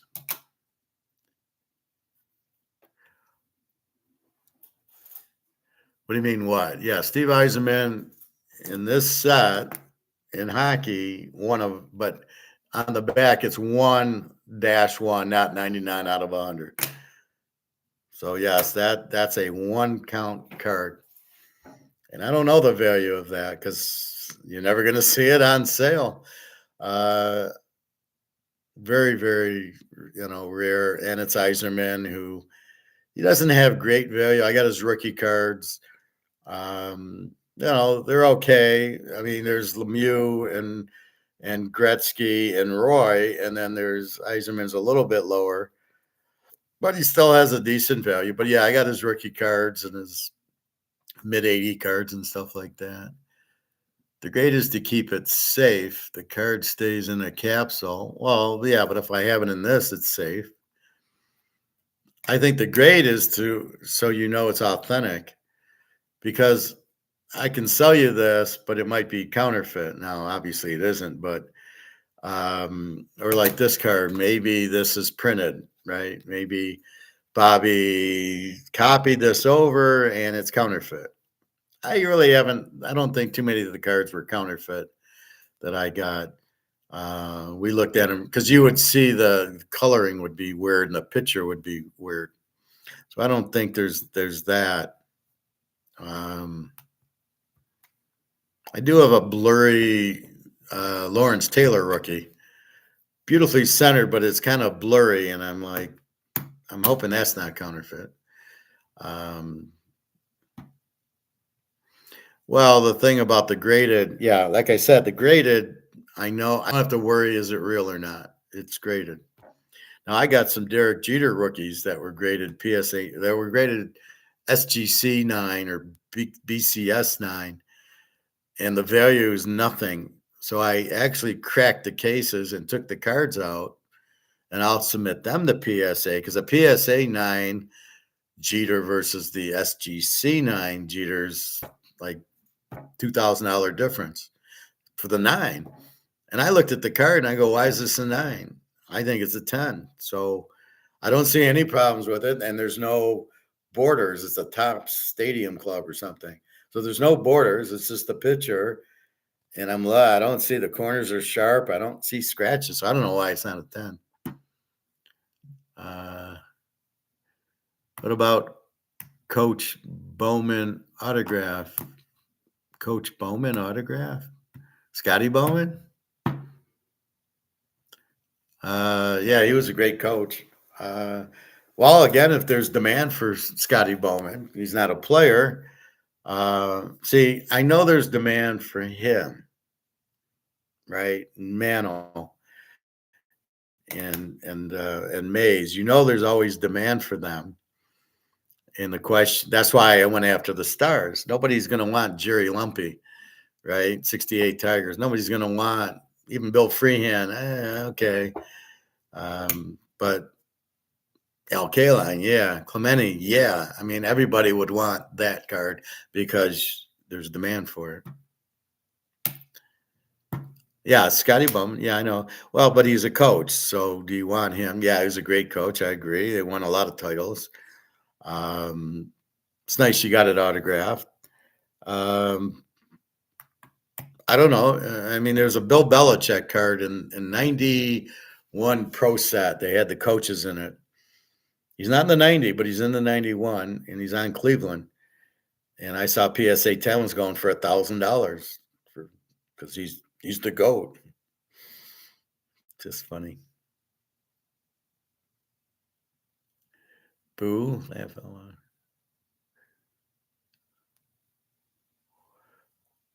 Yeah, I mean, so you just that's why what I'm teaching is what I've learned from everything, right? So when I teach market value, it's the supply 50 and not a lot versus demand. Well, we know there's demand for this. We know there's demand because it's Mahomes. And then what we're saying is, yeah, but there's not demand. Nobody wants this anymore. And when we run treasury bills, there's no demand. Nobody wants to buy it, but the central bank ends up buying the treasury's money, which is like me putting this on auction and me buying it because there's no demand. So it all flows together. The GOAT is 12 Tom Brady. See, I say the GOAT is 16 Joe Montana because he had to beat the 84 Bears and he had to beat the 88 Bears and Lawrence Taylor. And Brady never had those. I don't know. Did he beat the Baltimore defenses? I'm not sure he did. I think those are the years they didn't make the Super Bowl. It was the Ray Lewis when they would get him in the championship game. I know they beat him a couple times. He lost twice to the Giants, the shitty Giants, and then Pittsburgh, I think, beat him once. But yeah, that's why I like Montana. Anybody that can beat the 84 Bears twice and the Lawrence Taylor, he's the man. I love a Namath rookie card as a Jets fan. Yeah, I don't have the Namath. I thought about it. I don't know if I like the look of the card. I think those were the big ones. Yeah, I don't see the problem was when I got the 66 Philadelphia, there's a Gale Sayers and a Dick Butkus and a and Mike Ditka. And then the 68 tops didn't have Namath in it. So I was getting the, so, oh no, I do have the 68 Namath in really good condition and the 69 Namath. They were in the top. So yeah, I got Namath, I got Unitas, I got Bart Starr, I got Gale Sears, Butkus. So there was 7 or 8 68 tops. Real pretty card. Let's see.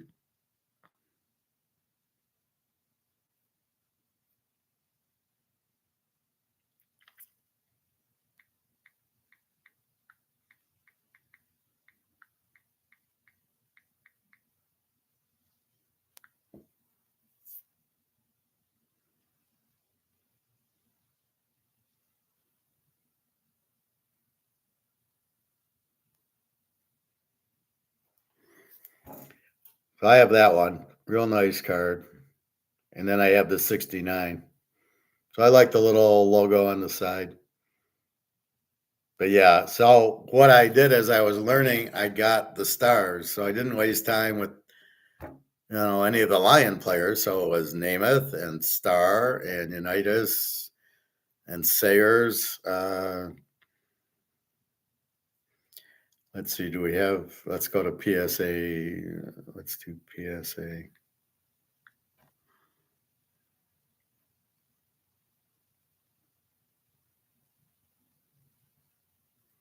Let's try PSA 9.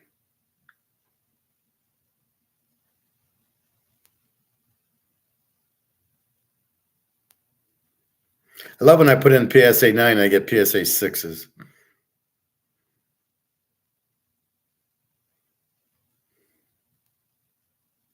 So here's 2 PSA 8s. This one's 600. This one's 712. Mine's at least an 8. Mine's probably a 9 because again, you have centering issues and corner issues and then the pitcher. So I know my pitcher's fine. The question is the corner's sharp, which they should be. I wouldn't buy it if it wasn't sharp corners. The key would be the centering. So I'm not sure how good the centering was, but I'm sure they're at least 8s. That's what it is. I don't see a 9. Oh, here we go. So look at the difference. Here's an 8, 712. And then here's a 9, $3,000 for the 9. So you can see how the grade changes. That's because it's scarce. There's a lot less 9s than there are 8s.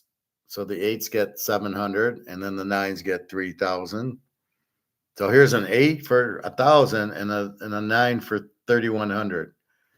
Now let's look, is there a 10? That's when you really see the difference. Is it goes from 1,000 to 3,000 for the 9, and then a 10 would run you 60, 70,000 for a Namath. But I don't see a 10, unfortunately.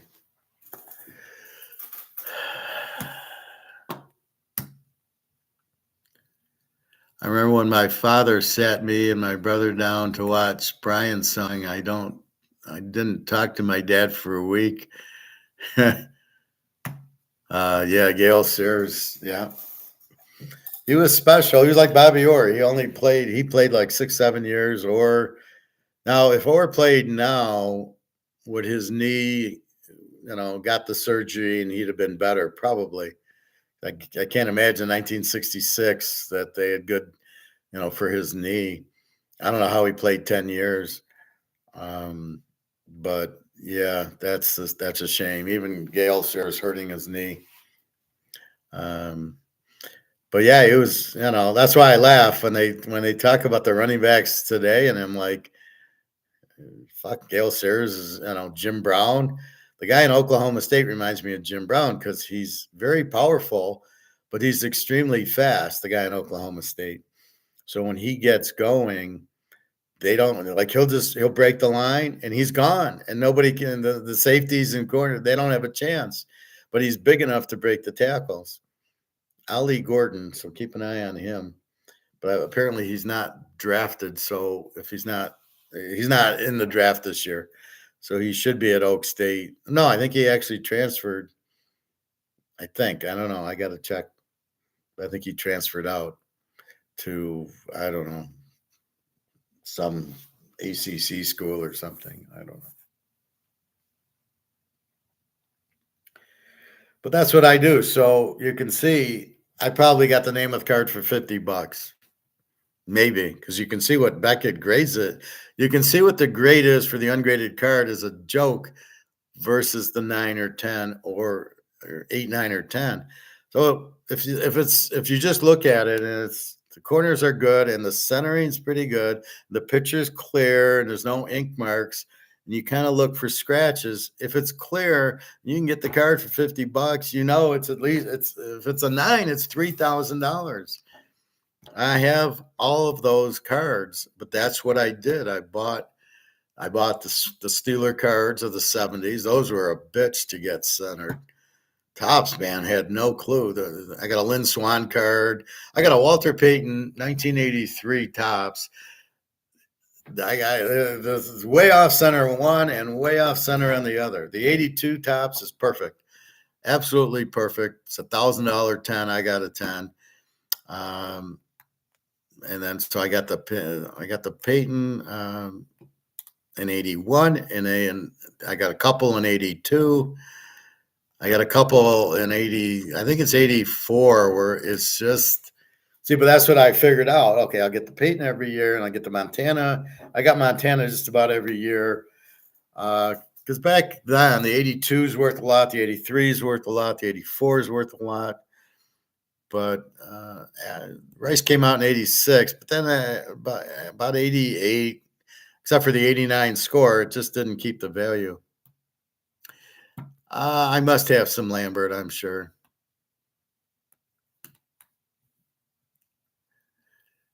Didn't the Ribs get drafted earlier back then? Oh yeah, I'm sure he was the first pick of the draft or one of the first few.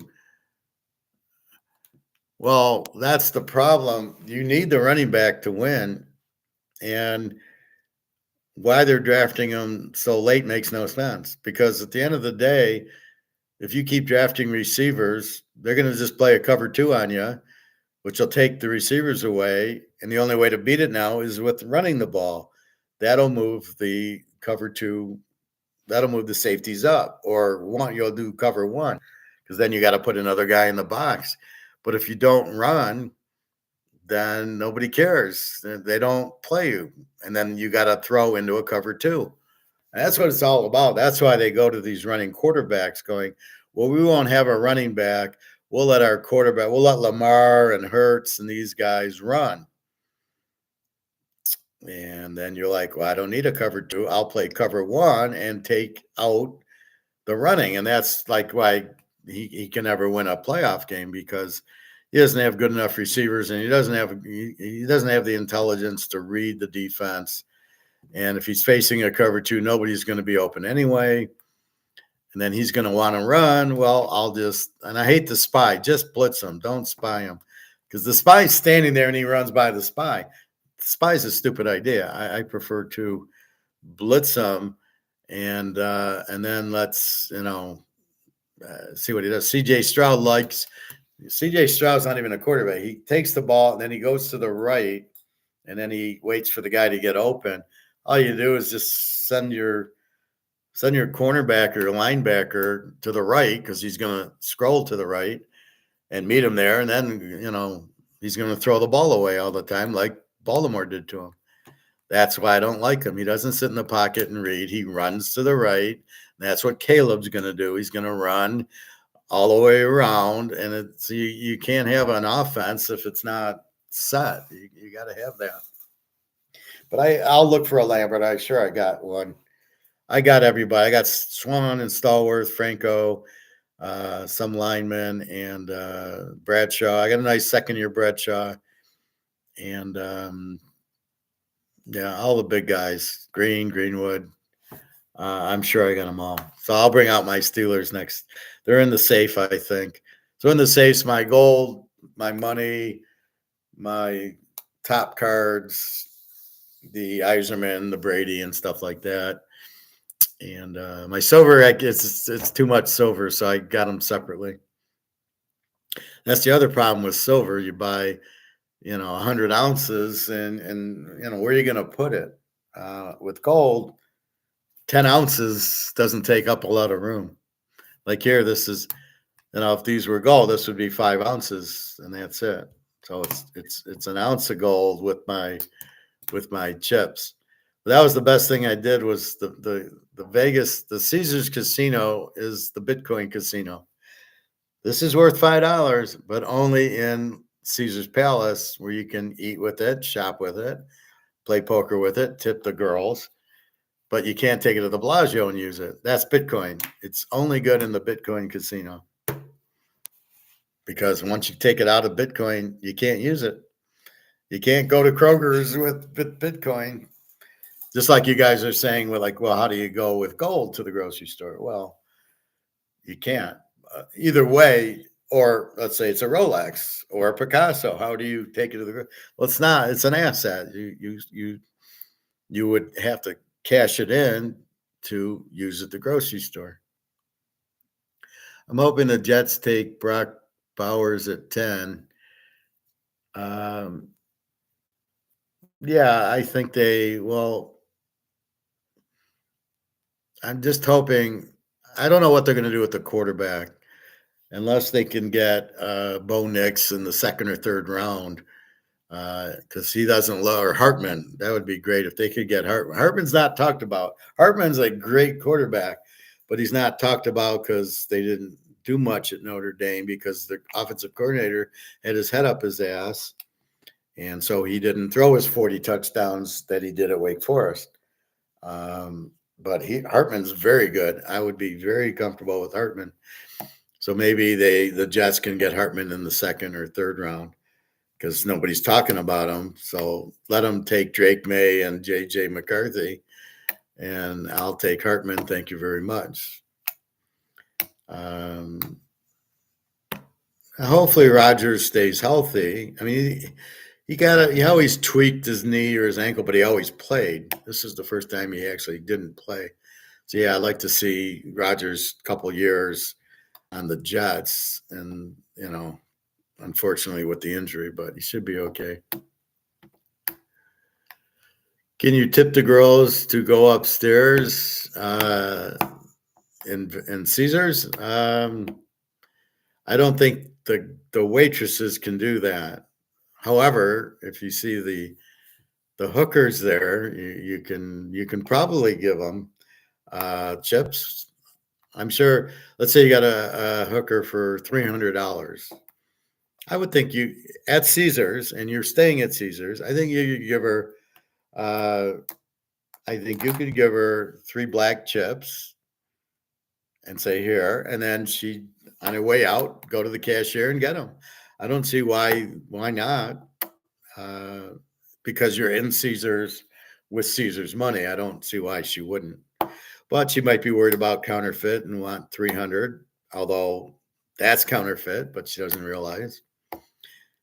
I tell the hookers you should be taking silver and gold.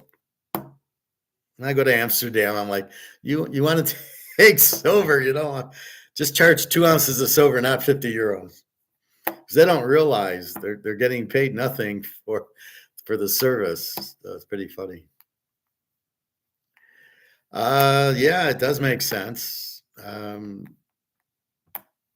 the thing about Bitcoin. You're paying the hookers with Bitcoin, so nobody knows what you're doing, and they don't, and they take the money, and nobody knows what they did.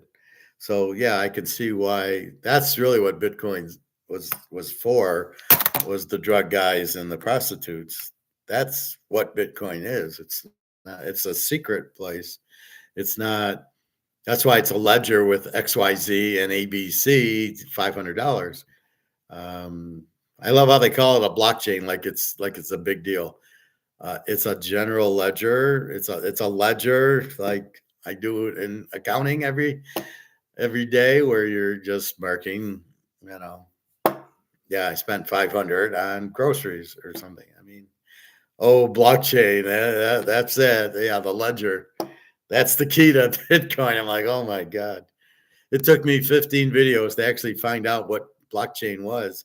Because I'd go into them and they couldn't explain it. And then finally I stumbled on one guy. And, oh, it's just a ledger. And I go, oh, that's the big deal. It's a general ledger. You must be a joy in Amsterdam. Oh, the girls love me in Amsterdam. I mean, I'll tell you that there's one story. I went to Amsterdam years ago. And, I'm walking around. Who do I want to enjoy? And I saw one girl, so we played. And I didn't think much of it. Pretty girl. Okay. And then the next day I'm walking around. She comes running out of her room, gives me this big hug and big kiss, and drags me into her room again. And I've never had that happen, and I've never seen that happen. The girls usually wait in the room and they're like, come on in. And this girl actually ran out to get me. So we had a good, and the mistake is I really liked her after the second time. It's funny how the first time I had, but the second time I did. And the problem, so I was there another 4 or 5 days, but she wasn't in her room after that. Where did she go? And I didn't have her number. I couldn't call her. So I kept going to where her room was, looking for her. And she wasn't there. So I had no way of I would have asked for her number had I thought it's prudent. Now I went to this other girl then, and she said for $500, I'll spend the night with you at your hotel, or 500 euros, which I never heard of that. So yeah, the girls love me there. I'm a nice guy, so they like that. That's all they say. Be nice to me. And like I say with Daria, she's like, I feel safe with you. Jenna doesn't say that kind of stuff, but I'm sure Jenna feels safe with me. She's comfortable. We go on trips. I pay everything, the flight, the hotel, the train, and whatever she needs. Pick her up at the airport, get the room, all the meals, perfume, whatever. And so I treat her well. She likes that. But anyway, that's the point. You just be respectful to people, and you get a lot back for it. But yeah, the girls tend to like me in most places. Hey, baby, I love you long time. You say you take silver. She says, go away.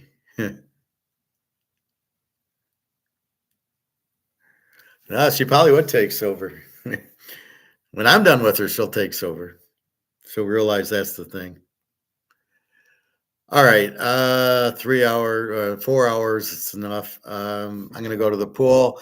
Chinese is closed today. The ladies on spring break from April 1st, April 14th. I'm like, how do you take, you're making that kind of money that you can take 2 weeks off?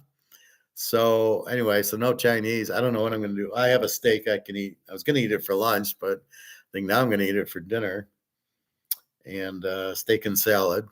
And that's about it. Otherwise, basketball's on. I think it's on at 5 or 6, and then at night, I think. I don't even care. I'm not going to watch it. It's on. I can't even watch it. It's on TBS, which I don't have, so I can't watch it. Well, both of them. Yeah, NC State and yeah, that's who I got. NC State and UConn. So if you want to play a teaser at 11 to 10 and you're laying 7.5 and you're getting 13.5, I got them just straight up. Not a lot, just small. NC State was down to Duke and beat them by 10.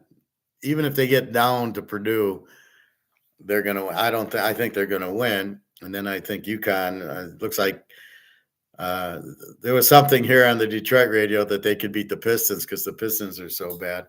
And the announcers are they couldn't beat the Pistons. And I'm like, yeah, I think they could. I always say that, like Georgia and Alabama could beat the Lions, and I'm dead serious. I think they could, especially Georgia. the whole team got drafted that one year when they were giving up 7 points a game, they would have beat the Lions. There's no question about it. Because the Lions always sucked. Anyway, I think that's it. So you can tip me anytime you want, Ron. But I think I need to be on the premium where I'm paying for the TV to use that, I believe. But I'll check that out. But I think I have to. Anyway, it's nice to talk to you guys. Have a nice day. www.teaserking.com and have a good night. I'm off to the pool. It's 15. All right. Take care, everybody. Have a good day. Buy your gold and silver. There's no thought. Just buy what you can. If you don't have money for the gold, buy the silver. And, the more you get, the more money you're going to make. So anyway, take care. I'll talk to you tomorrow about the same time, about 11 o'clock-ish. All right. Take care.